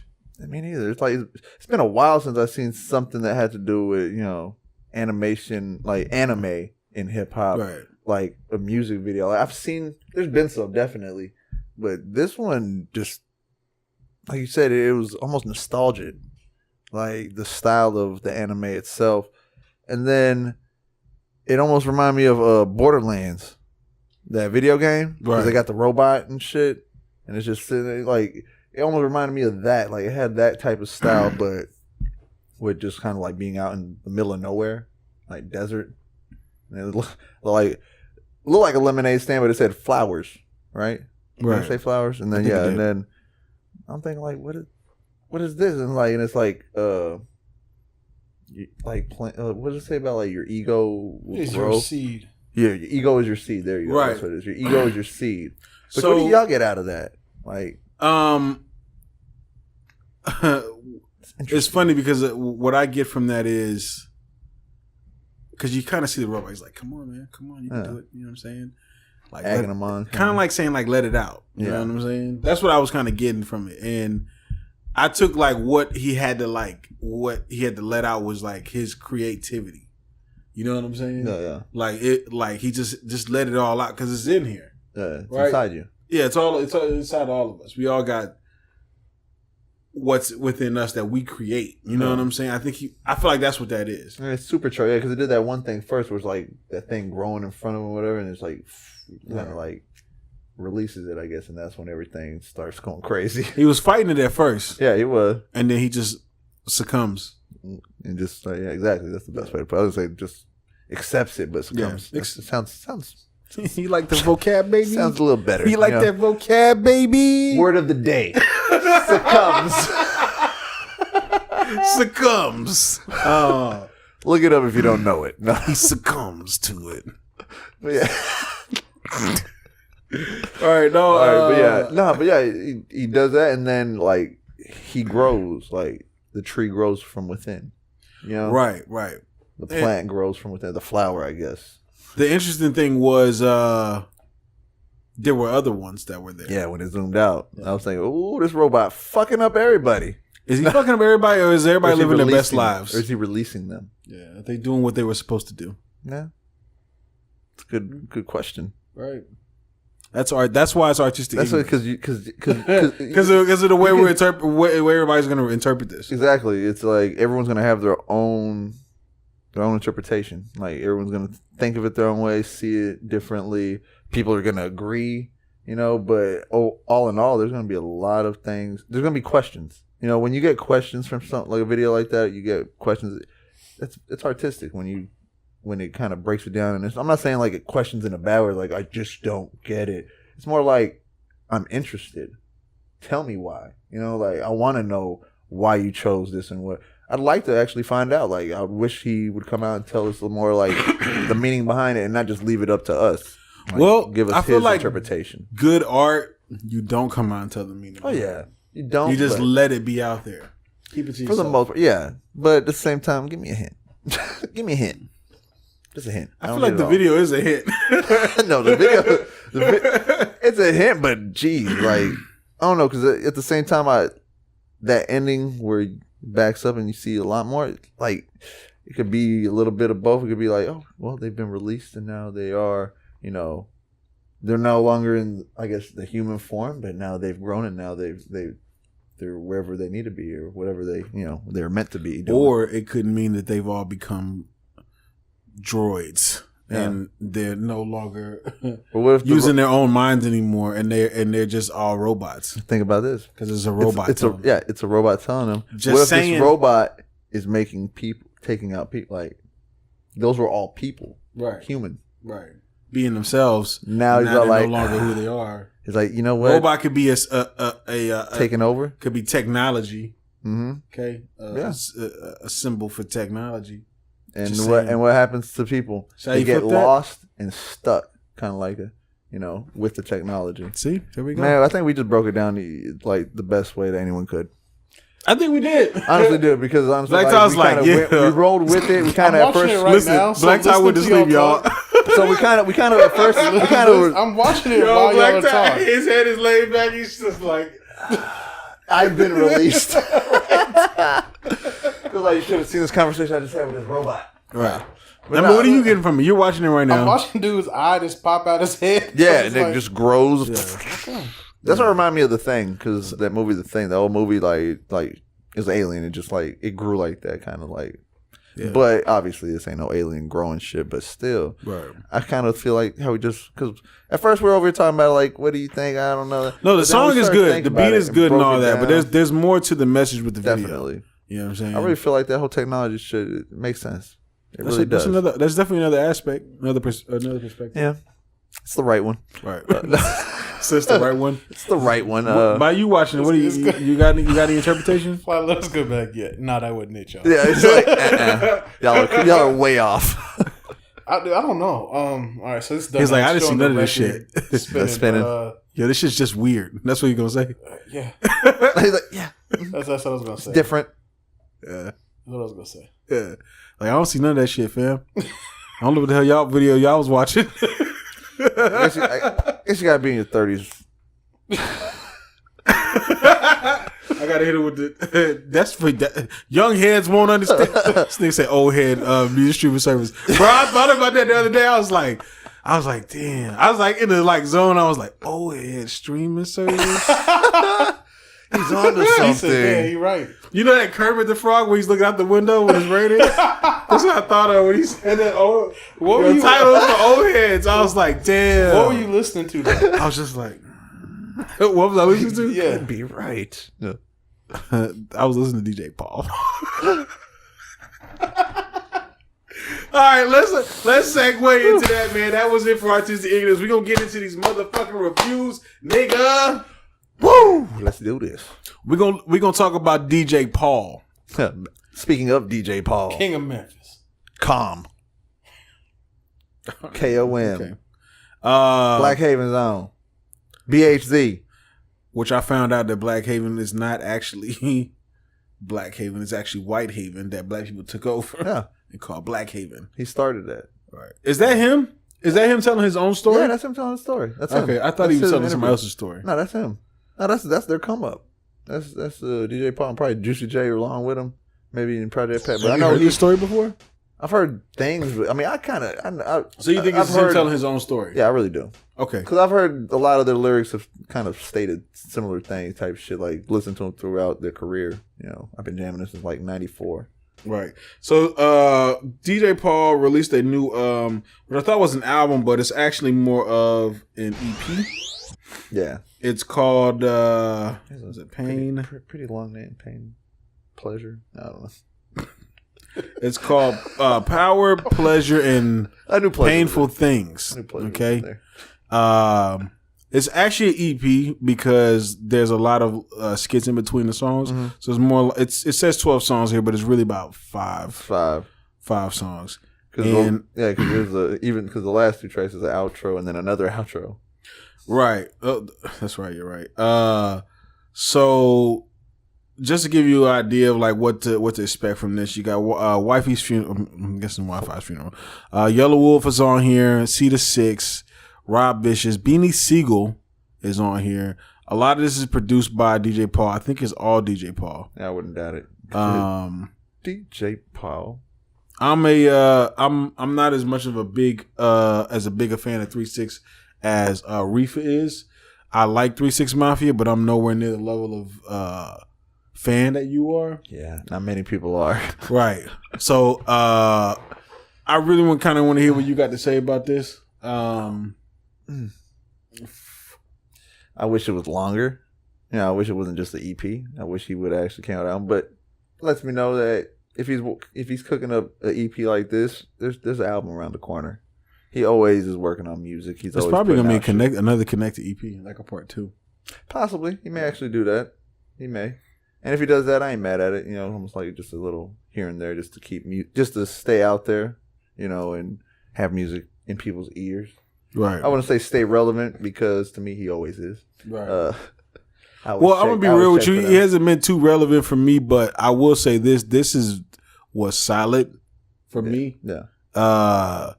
It did give me like the old kind of 3-6 vibes, which is hard to do. Well, to like recapture a sound from a point in time. He does that more than anyone that's more than Juicy J. Like he stuck to kind of the darkness and then also sampling their old shit as well a lot more. When I heard it, I was like, oh, I know Riffa likes this. Oh, fuck yeah. I already knew. That shit. I knew it. As soon as I saw the cover, I was like, oh. That shit. See, I seen the cover and I was just like, I don't know what to expect. But when I started hearing it, I was like, oh yeah, no, this is Riffa shit. Yeah, definitely my shit. This is my shit too. It's five tracks of power, pleasure, and painful things. So what's going on is he's kind of telling the story of his street life in between the songs, and the songs kind of give a I want to say a visual, even though it's not visual, of what he's talking about. Yeah. Before the song starts. It's like he'll do the intro that talks about the song that's about to come up. Right. And then when he talks about it gives context to the song. Exactly. There you go. It gives context to the song, then the song kind of pertains to what he was talking about. And he does that for each song. So it looks like it's 12 tracks, but it's really only 5 tracks. Yeah. And a bunch of skits. Yeah. And he's kind of telling the story of his street life, starting from robbing to selling dope to actually making the money. Like finding a cleaner way to do it, coming up, and then how they got a little too flashy. The real money. He kind of started to fall back. Then they beefing. He's like people beefing out. He's like, I ain't trying to get involved with all that because I'm over here making money. And that's kind of where it ends at. Yeah. For now. Exactly. Yeah. There's definitely more to the story. And to be honest with you, the way you set this up makes me interested to hear how the next set of stories are going to go, because the way he's just sitting there, because the way he's talking like a super OG. Oh yeah, I didn't even know it was him at first. I was like, is that him? I don't know. It sounds like somebody else. And then I realized it was him. I didn't know if he was doing this as he was playing a character or if he was doing it himself. Yeah. Would you say he was doing it for that was basically that was a story. They came up. I mean, they were back then. They were young kids just trying to make it, but they were from the streets, hood. They were like constantly with guns in their videos or pictures and all this shit covering their faces. Well, that's what I'm wondering if he's telling his own story, because you say he's already told all this, so why would he be telling his own story again? A lot of people, not everyone's like me. You know what I'm saying? Where I kind of read in between lines. I basically know their discography. You know what I'm saying? You don't think he's doing a concept album? Possibly.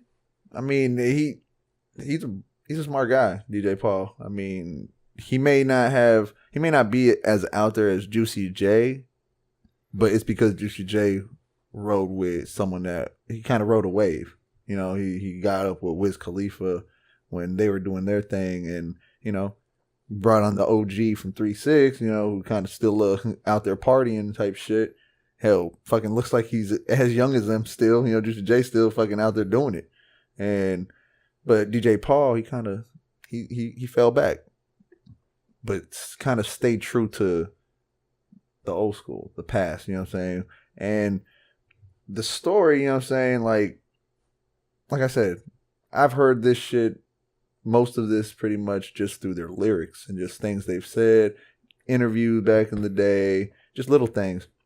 Other people don't know this, They may not even know it was him really talking. Some people, like at first you're like, I don't know that. Some people may just think it's just some random pimp talking or gangster, just someone talking. Well, he changes it. Let's be real. Paul changes his voice up.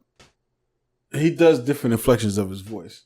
But yeah. Just throughout his career. Yeah, throughout his career, yeah. There's been times where I'm hearing him, he sounds one way, and then I hear him on another song, he sounds like it's like a different voice almost. You know what I'm saying? Well, I know 3-6, they've also done shit like that where they fuck with the voice. Like, I know they add effects and shit.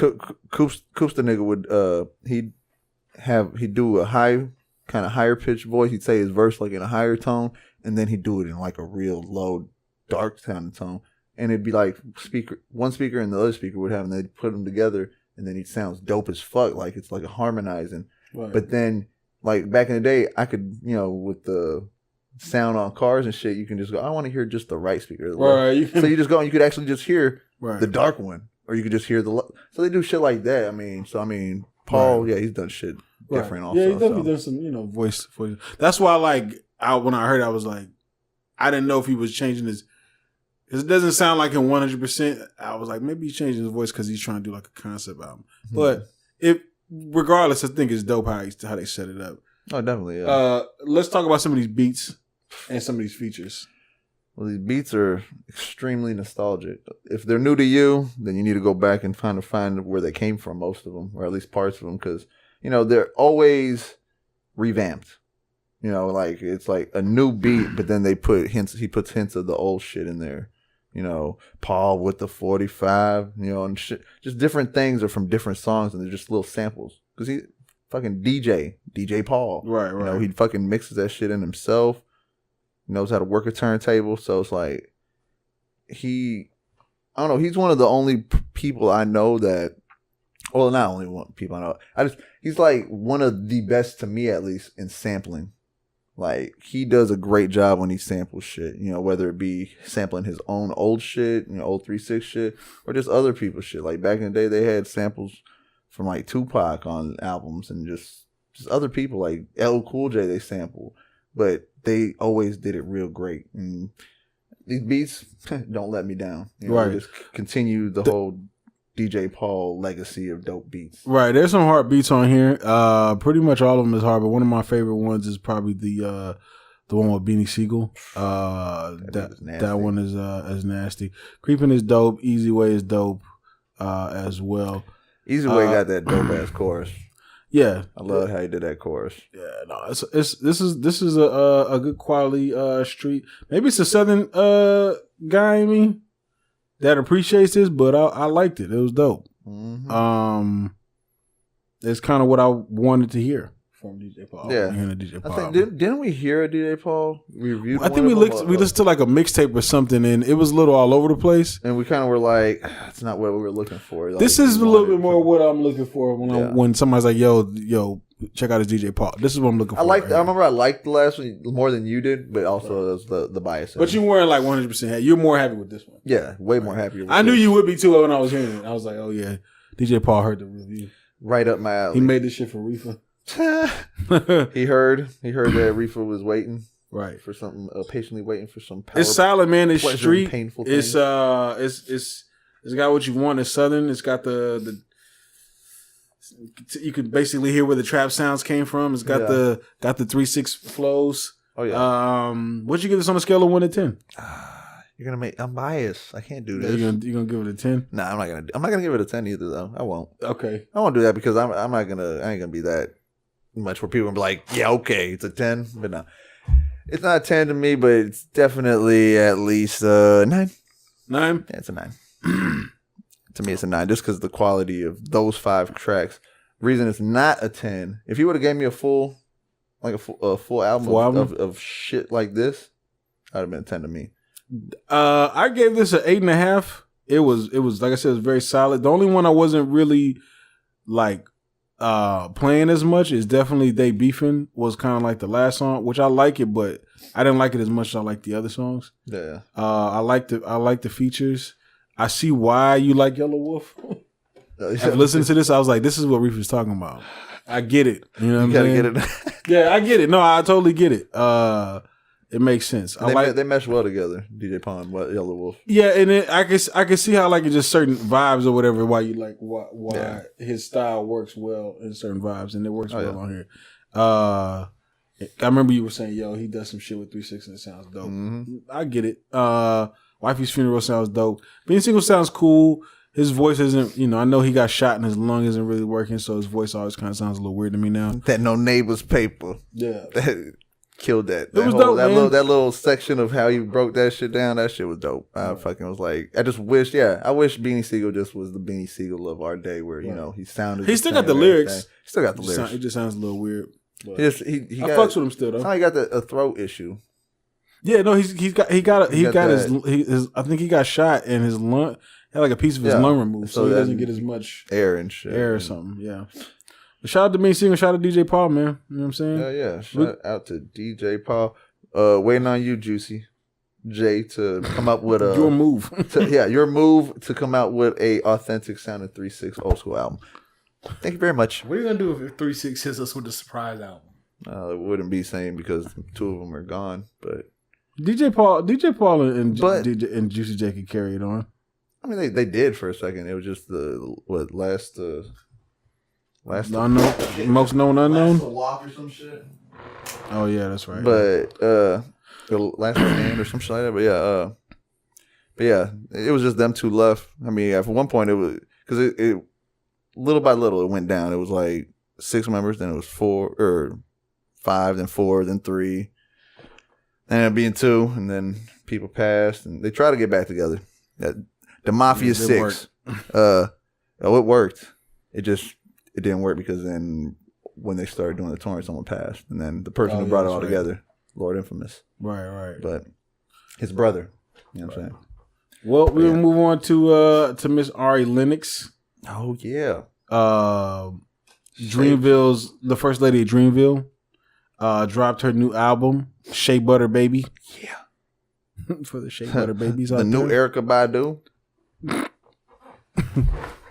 Big shoes to fill. Yeah, big shoes to fill. But I'm saying like sound wise. Okay, well let's get into this. I know Black put some pressure on somebody. I know, right. It's just like damn. Hey, she's actually the more explicit Erykah Badu. Okay, let's put it that way. Let's hear Black Ties. I know you listened to this.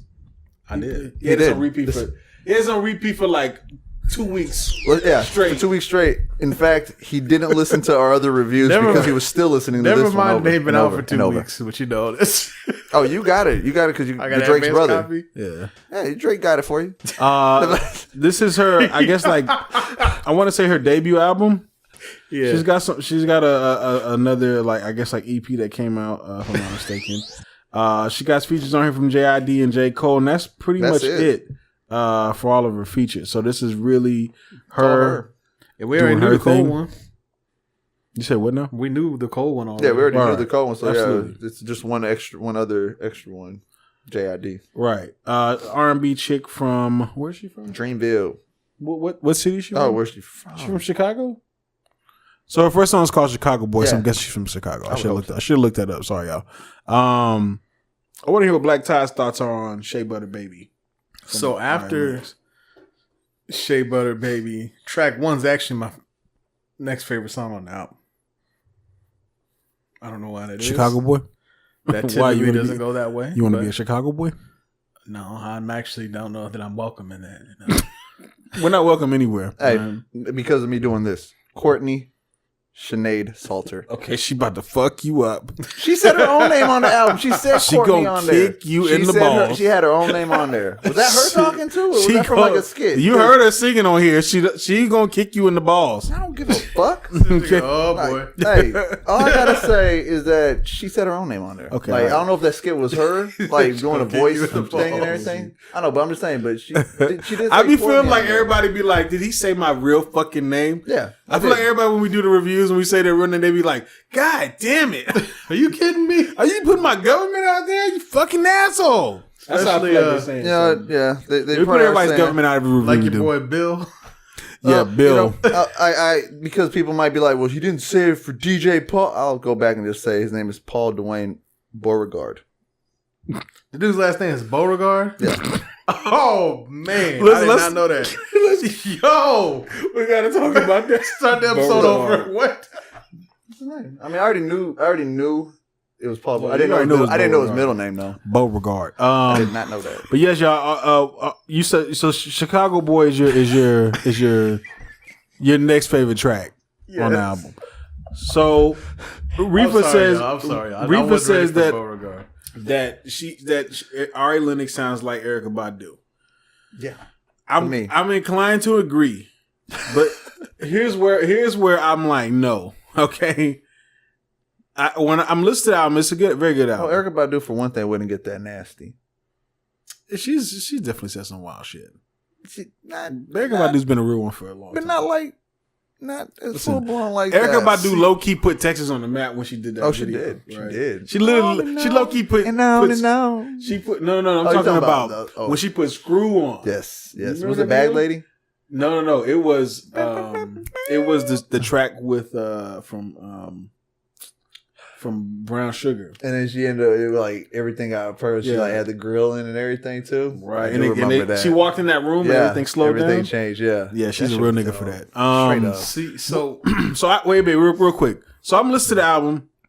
I was thinking she sounds like Erykah Badu.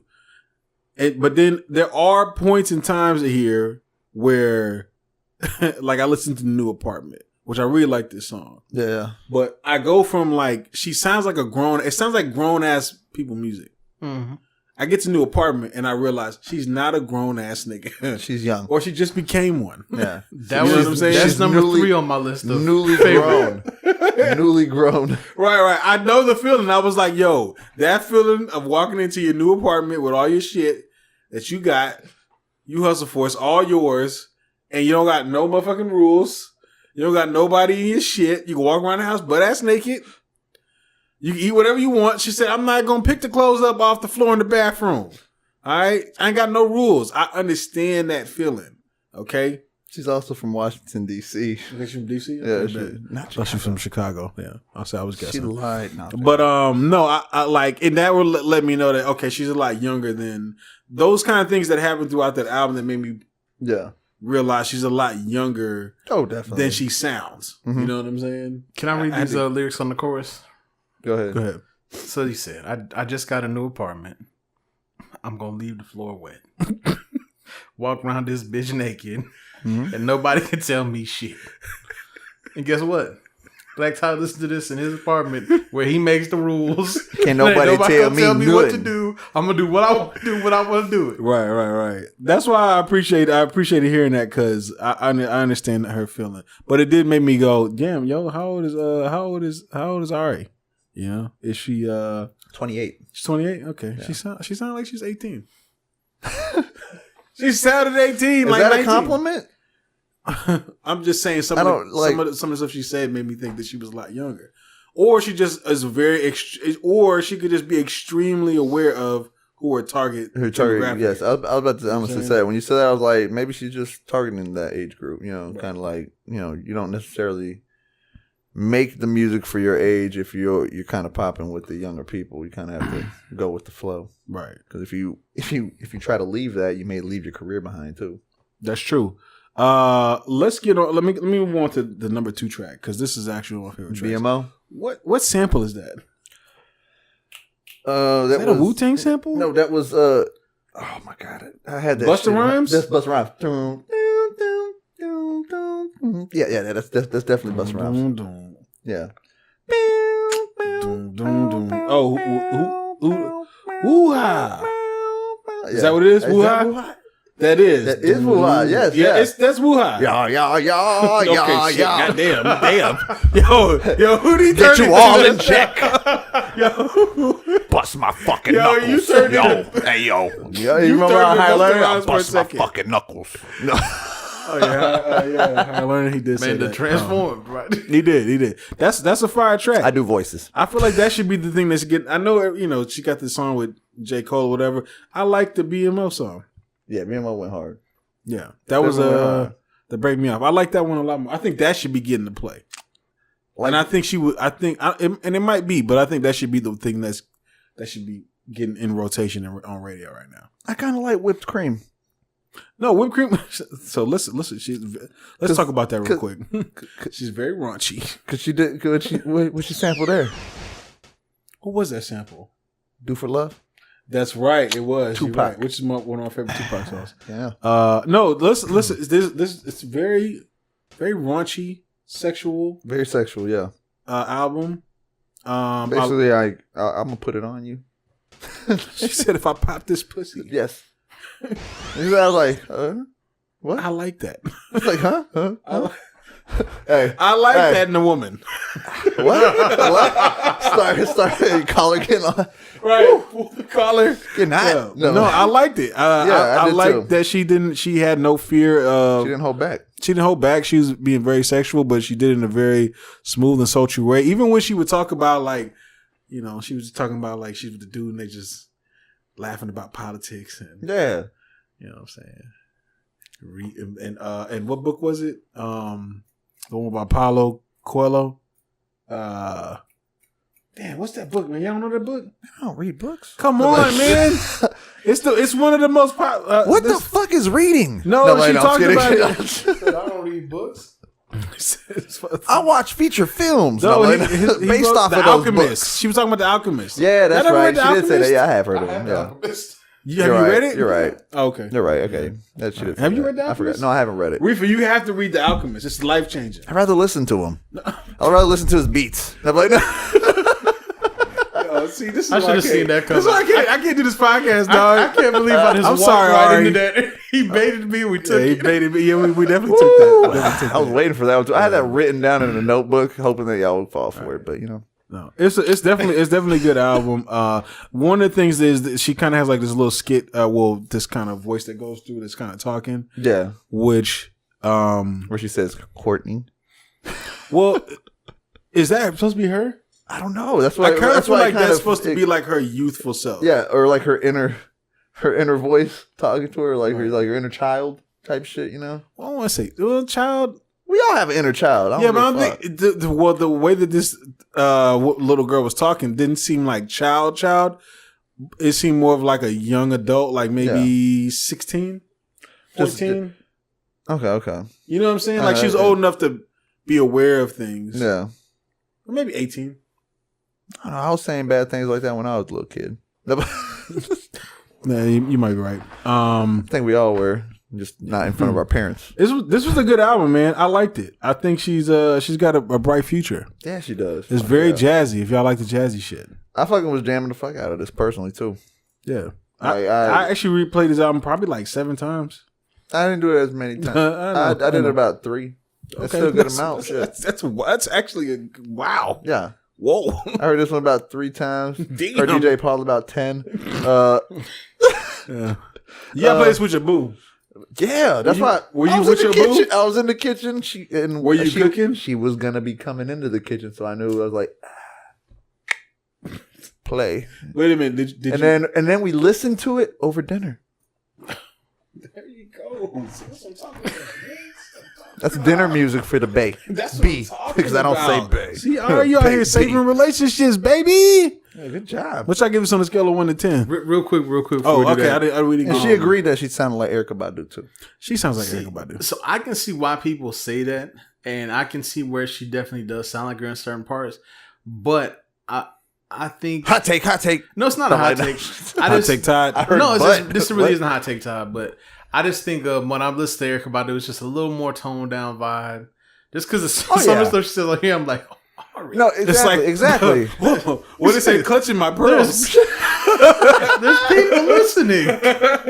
Yo, Ari, there's children in here. Exactly. Right. Whoa, I didn't know. But it was no, gonna but be this it's kind of album. but I'm yeah, it's a grown. little more toned vibe. Yeah, But I definitely thought it was a pretty good, solid, debut album project. Quality. Yeah. See, I feel like if you say Erykah Badu, you get more of the vibes of like almost like The Roots. You know what I'm saying? Something like you get from that kind of style. So when you okay, But with this, you get. I think saying that she sounds like Erykah Badu is kind of like okay. To me, it's inspired literally by Erykah Badu. To me, it's literally It's got her like, vibe, but we don't want to say she sounds exactly like no. Erykah Badu. It's not the necessary. It's like inspired. Yeah, definitely. I'd say that. But it's literally also her voice. I mean it literally. It literally her voice. Like, So okay, so wait a minute. JID sounds like Kendrick. That's true. That's Ari factual sounds too. Like Erykah Erykah Badu. And Gorilla Cole, Black sound what like y'all- Biggie. what y'all doing over there, Cole? What y'all doing? What? Huh? All right. Hey, Dreamville? Earth Gang kind of has a little bit of an Outcast swag. Listen up, Dreamville. You said that. Saying, What y'all doing over there? What's going on? Right. No, but I like Ari. They got replicas over there. Erica's not doing any music right now, so even if he said Wait, they got replicas, this dude said they got replicas. Yeah. All right, listen, we gonna move The on. movie Keanu Reeves Listen, I replicas. want to get invited to the next Dreamville fucking session. No, y'all ain't. All right, you gonna get me booted out the Dreamville sessions? Hey, because you're a replica doesn't mean it's a bad thing. When someone sees a Picasso replica, they don't necessarily say, that's not real. It's still a beautiful piece of art. No, they look at it and they be like, this is shit. Nah, maybe It's not the real one. Okay, you're talking about the people in the museum. Okay, yeah. So they're like, Motherfuckers is this may a see print? that. But your neighborhood friends that come over and be like, oh, that shit's dope, bro. Yo, is that a Picasso? It's a replica. Oh, okay. It's still dope. You think they'd be like, oh, it's still dope? They'd be like, Oh, Fuck yeah. Like, who the fuck owns the real deal? Goddammit. You know how much that costs? Fuck. Shit. I'm in the hood, nigga. I ain't gonna be having no motherfucking if real you in the ass hood, you're not Picasso. gonna have no fake Picasso either. You might find it at You gonna 7 Mark. have a Picasso with Biggie's face on it. Oh, shit. That's it. Or a Pac's face. it's good. They gonna have that painting that was in a Luke Cage. Hey, you Right. talking about They a used to have in the Picasso? club. We're right. Yeah. That's A what you gotta do. Picasso? You gonna have that. A You gonna have that. Picasso? You gonna have that damn. You gonna have that damn picture of them damn dogs playing poker and shit. I got that motherfucker. What you talking about? I got that. I That's what I'm bought that saying. shit. And it's not a real one. It's a replica. I bought at motherfucking Listen. Blockbuster Video. Listen, let's give Ari Literally, Lennox that's why I bought it. her reviews. I'm sorry, Ari, if you're listening. And sorry for anybody that's listening to the podcast. Damn. Sorry. I want to apologize because we wilded. What y'all give on a scale of 1 to 10?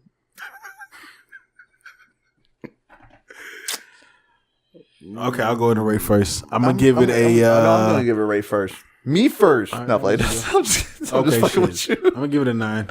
I liked it. Damn you. It's good quality Literally gonna shit. say that to him. It's a solid album. It is solid. R&B. It definitely got a lot of plays for me. I'm gonna be listening to it a lot with my girl. Okay. I got it at I was feeling an 8. 8. Mm-hmm. Through the first listen. My dumb ass looked in and was like, what track was 8? No, through the first listen, I was like, this is solid. Yeah. You know, so that's I like it. It's definitely gonna get some replay Fuck yeah. in the Todd household. I feel like she was singing about me. But anyways, let's move on. Wait, hold on. I feel like she just was. So this dude, I feel like she described me. this dude got Ari singing to him. She man. was like, let's He throw got Meg. He got throwing Meg. draws He got at Meg. He's Like, throwing no. Let's draws laugh at Meg. about politics. Is he throwing draws at Ari? Let's talk about Alchemist. I was like, oh, I do those things. That's the note. She's talking about. She's talking about rolling me. up and smoking. I was like, ooh, she's talking to me. She was talking to you. I was like, oh, Riffa probably like that shit. Yeah, I actually did. Like when she started talking like that, I was like, He was like, I roll up weed and smoke it. that's a beautiful thing. Yeah, so I'm listening to her. I'm like, dang, I think she's singing about my friends. That's why he gave her That's that. why he gave it an 8. Yeah. He Okay. was jealous. Taking points off. He's like, yo, they ain't got no songs on here for me. Let's get into the last one. Black Todd did not listen to this because he doesn't like him. What? Your boy Logic Well, how does this dropped keep his happening? new album. You're skipping him. Confessions I'm of a getting Dangerous slandered all Mind. episode long. What's Logic's real name? Logically, I have to look it up. Logic dropped his damn. How many albums is he on this? No, it is. It's Sir Brian. Fuck! It is some shit like that, ain't it? I don't know. we reviewed him before. You know, you're right. Sir Robert Bryson Hall II. I said Brian. Robert. Right. Close enough. He's released his 5th album, studio album, Confessions of a Dangerous Mind. Mm. And I know Logic gets a lot of hate sometimes for, he's been kind of called a biter, stealing styles. There's a little bit of that. So there's a little bit of that. There's always a little bit. So There's a little bit. It's always a little bit of theft from him. Wait till you hear the hot take. Yeah, I got a couple hot takes too, but he does have some features on here from some of your favorite artists. One of your favorite of all time artists. Wiz Khalifa is on here. Okay, I thought that's what you were saying. Yeah, Gucci Man, Eminem, obviously we've heard. G-Eazy, YBN Cordae, who I've been hearing, I've been seeing a lot of, and his dad, and then Big UU's dad, Big UU and Black Tie's dad. I believe yes, this is true. Dad. So basically, good work and featuring Goodworth Jenkins, right? Jenkins good work. Actually, I think Will Smith is on here too. I think YB and Cordae is one of the people going on tour with him. Yeah, I seen that, which I was like, okay, it's him and JID. Yeah. That looks solid. It's like a solid rap tour. Which which it really does. I guess I'm gonna kind of go into some of my initial impressions of it. I feel like Logic is a good rapper. You know what I'm saying? And he could be really impressive at times. Yeah. You know what I'm saying? But there is a couple times where I'm listening and it's kind of I want to say I'm gonna say this. Yeah, I'll say half of this album, maybe 60% of this album is solid. It's good quality, good beats, good hooks. Damn, you rated it at the beginning. No. I'm just saying, not really. You gave it a 60. Oh, no. Said not really. I'm just saying 60% of it is like really good. I know what you're talking about. And then the other 40% is kind of, just kind of drag. Kind of drag. Kind of. Yeah. It's there. There you go. There you go. That's a good way to put it. The intro is good, of course. Homicide is good. Obviously. What'd you think of Clickbait? So Clickbait, let's get to that. Yeah. Clickbait, he's kind of calling out Charlamagne. Charlamagne the what? So not really a kinda. Yeah, he just went. He said Charlamagne the something, the slanderer. I don't know. Okay, so here's my thing. About this.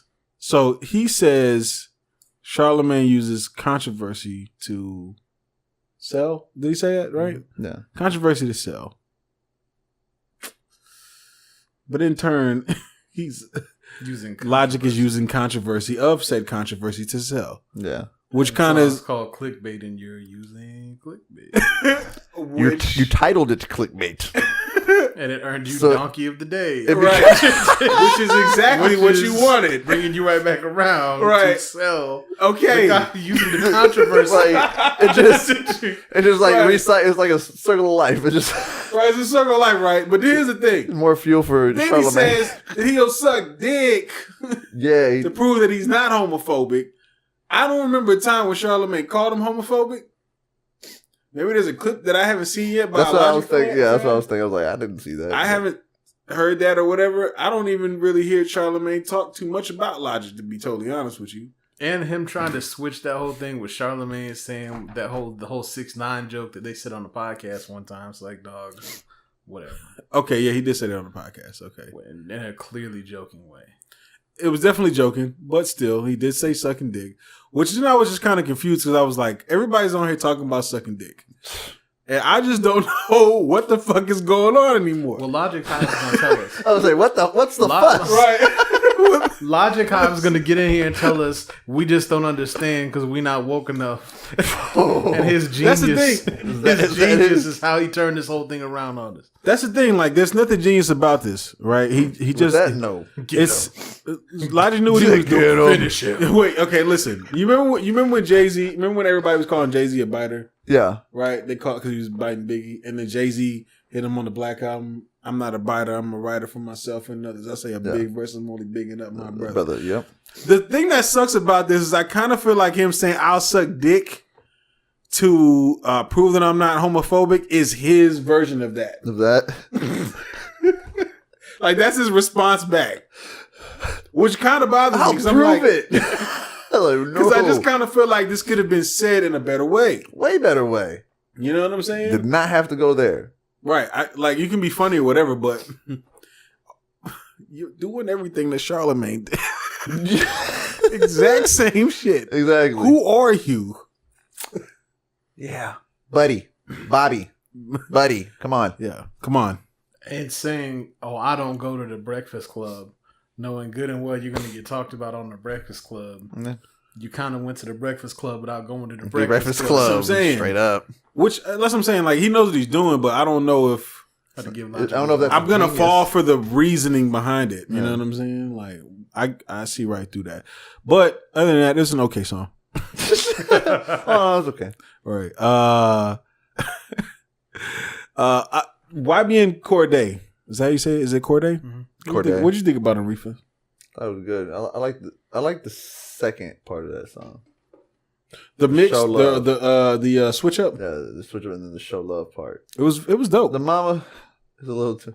Mama, I was like, look at me now. Look at me now. I was like, that's what I'm saying. It gets a little. Honestly, felt I could honestly see Drake saying all that. No. Yeah. Drake would never. Yeah. There's plenty. That was my hot take. There's plenty of that mama Drake part? moments on here. Like to you me, feel that so I you felt feel like he took some Drake moments? Yeah, I feel like there was a lot. Like I could just like. There's many parts on this album that I could take him out and then put Drake saying the exact same thing, and it would sound right. It would sound perfect, like with Drake even saying it. Like it was like you could put them both back and forth, and they'd be like, sounds like Drake would say that. That's interesting commentary. Do you feel like Drake? Do you feel like he steals from Drake? No, but now I need to listen to hear what you're gonna need to listen to that because I feel like there's throughout there you'll hear it throughout. Like it's not the whole album. Like it's just Drake, but throughout there you'll find bits and parts where I'm just like, that's Drake-ish. I don't really feel like he steals from Drake, but I never said that. Never said those words. I just never thought of their styles being similar enough that you could interchange them like that. But right. I guess I'll see it. Finish listening to everything. No, I thought. Maybe I'm woke. The intro is a very good song. The Homicide song, which I was a little upset about the first piece of theft that happened. Yeah. Was when he said the thing at the beginning where he's kind of saying the shit about you came from my balls. Yeah. I thought about the Dave Chappelle. Yeah. And I was like, I wonder if his fans know that Dave Chappelle already said that. Yeah. You know what I'm saying? A chunk of them don't. Right. And I feel like sometimes he does this, bro. Like from one of his albums, he was talking about like when you die. He actually had Neil deGrasse Tyson on there. Yeah. Okay. And he talked about when you die, you just kind of keep living life till you go through these different lives until you reach like this, you figure it all out or some shit. I don't know, right? That same fucking story was told on like on Tumblr like 3-4 years before that. You know what I'm saying? That same exact concept, right? I'm just like, dang, kind of takes from everywhere. You know what I'm saying? Not even just rap, but just like concepts from other places, which kind of bothers me a little bit. You know what I'm saying? Yeah. He just had some corny shit on here at times. Damn, he did. Okay, can you give me? Well, the mama chorus was corny. Like the mama, it was a little corny. It was just corny. Another thing that I have an issue with too is that he has a song, the Homicide song, and I'm listening to the song, which is actually a good song. That is. And I hear him saying like, "Oh, we don't make these type of songs, or whatever." He's talking about like the dance songs, or not really dance songs, but like the auto tune, changing the voice. Cause here you talking about where he's like, I got money, I got clothes, I got music, I got money, I got clothes. But then like later on, he has a song Icy with Gucci Man, and then Still Ballin' with Wiz Khalifa, and so that was a little bit of a kind of a contradiction to me personally. That actually is. That is. Sounds just the like songs. That's the theme of the album here. What's that? Contradictions. There's a lot of contradictions that happen on the album, right? And he ties that song Cocaine. Yeah, which I get. Like, I think sometimes too, man, and you know who else does this too? J. Cole does this, but they're not gonna talk about. They're not gonna make a song about cocaine, right? They're gonna talk about not talking about cocaine. Not talking about cocaine. That's the. But making it sound like they're talking about cocaine. Because he says that's what what people want to hear. So right. It's cocaine, right? Because that's what it would sound like if you were making a song about cocaine. Yeah, and it's almost like it's like a reason to be able to make that type of song without like saying.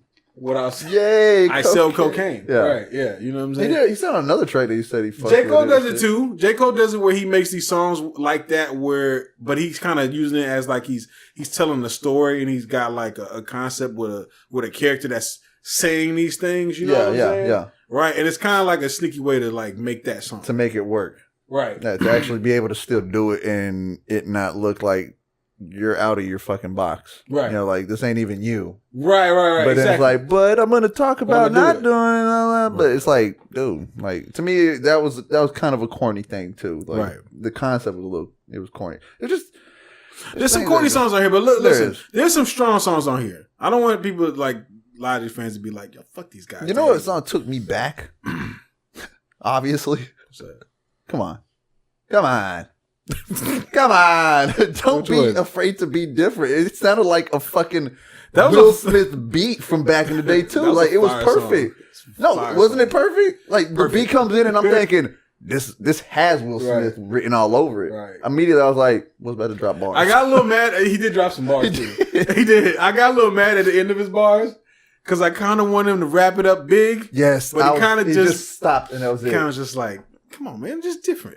Yeah, he was like, but I was like, "Oh, you could have wrapped that up way stronger." The way he ended it, he was like, Fortnite got the Carlton dance. Come on, man. Different. Like, or different. Come on, man. Or some shit like that. And I was like, It was good hearing Will Smith do this, man. It kind of brought back memories. I like how he kind of hinted at, like, nah, fuck that. You know, but he was like, that. Yeah. Like, kind of just like blanked it out. But I was like, yeah, I know you want to say it. Go ahead and cuss, because he cusses, bro, on his YouTube and his Instagram. Everything. He cusses like a motherfucker. I don't know why he don't do it. It's just music he don't do it. That's the only thing he don't do is just music. Bro, it's just like my dad. My dad fucking hates cussing in music. Yeah. But he's the worst. He'll cuss his fucking bro, every word, every sentence he says has a cuss word in it. Really? Yes. Interesting, huh? But don't like it in the music. But don't you put it in my fucking music. Right. Don't you put it in my fucking music. That's exactly how he sounds, bro. Dirty up my tunes. Right.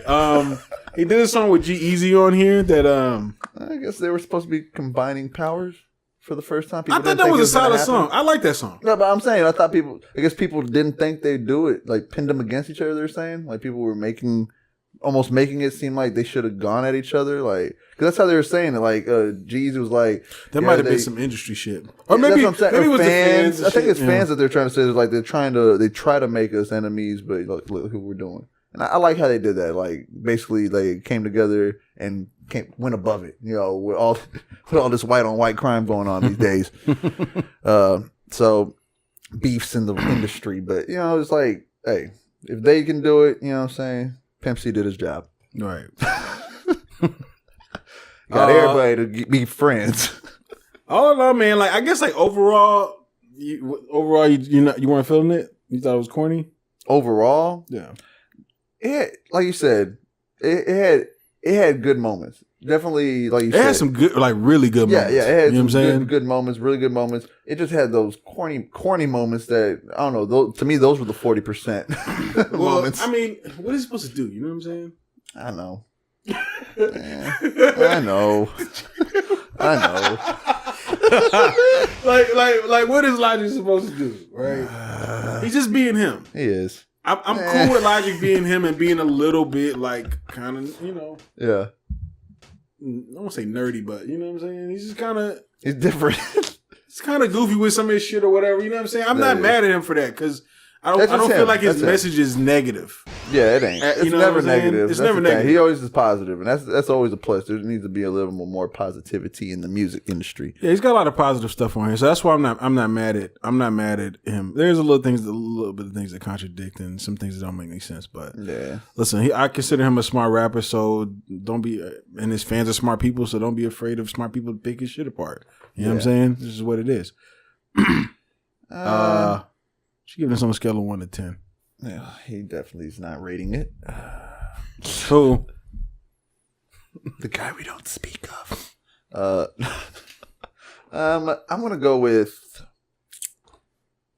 the guy we don't speak of. Faceless Todd. He's like the guy from Dick Tracy that had no face. Oh yeah, that's old school. But anyways, I give it a 7. You know, 7? Fuck it. I give it a 7, a solid 7, because it's more better than corny. It is that. Right. I give it a 7.5. I kind of felt the same way. Even though there is songs like Icy and Still Ballin', I kind of like the Icy. I like Gucci Man, hearing Gucci Man.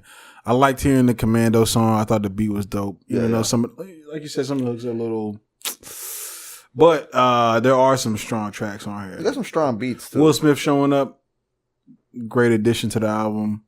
The intro was the first track was a very good album, a very good song. There's a lot of good beats on here. I was a little disappointed with Keanu Reeves, him not saying no John Wick ever in that song.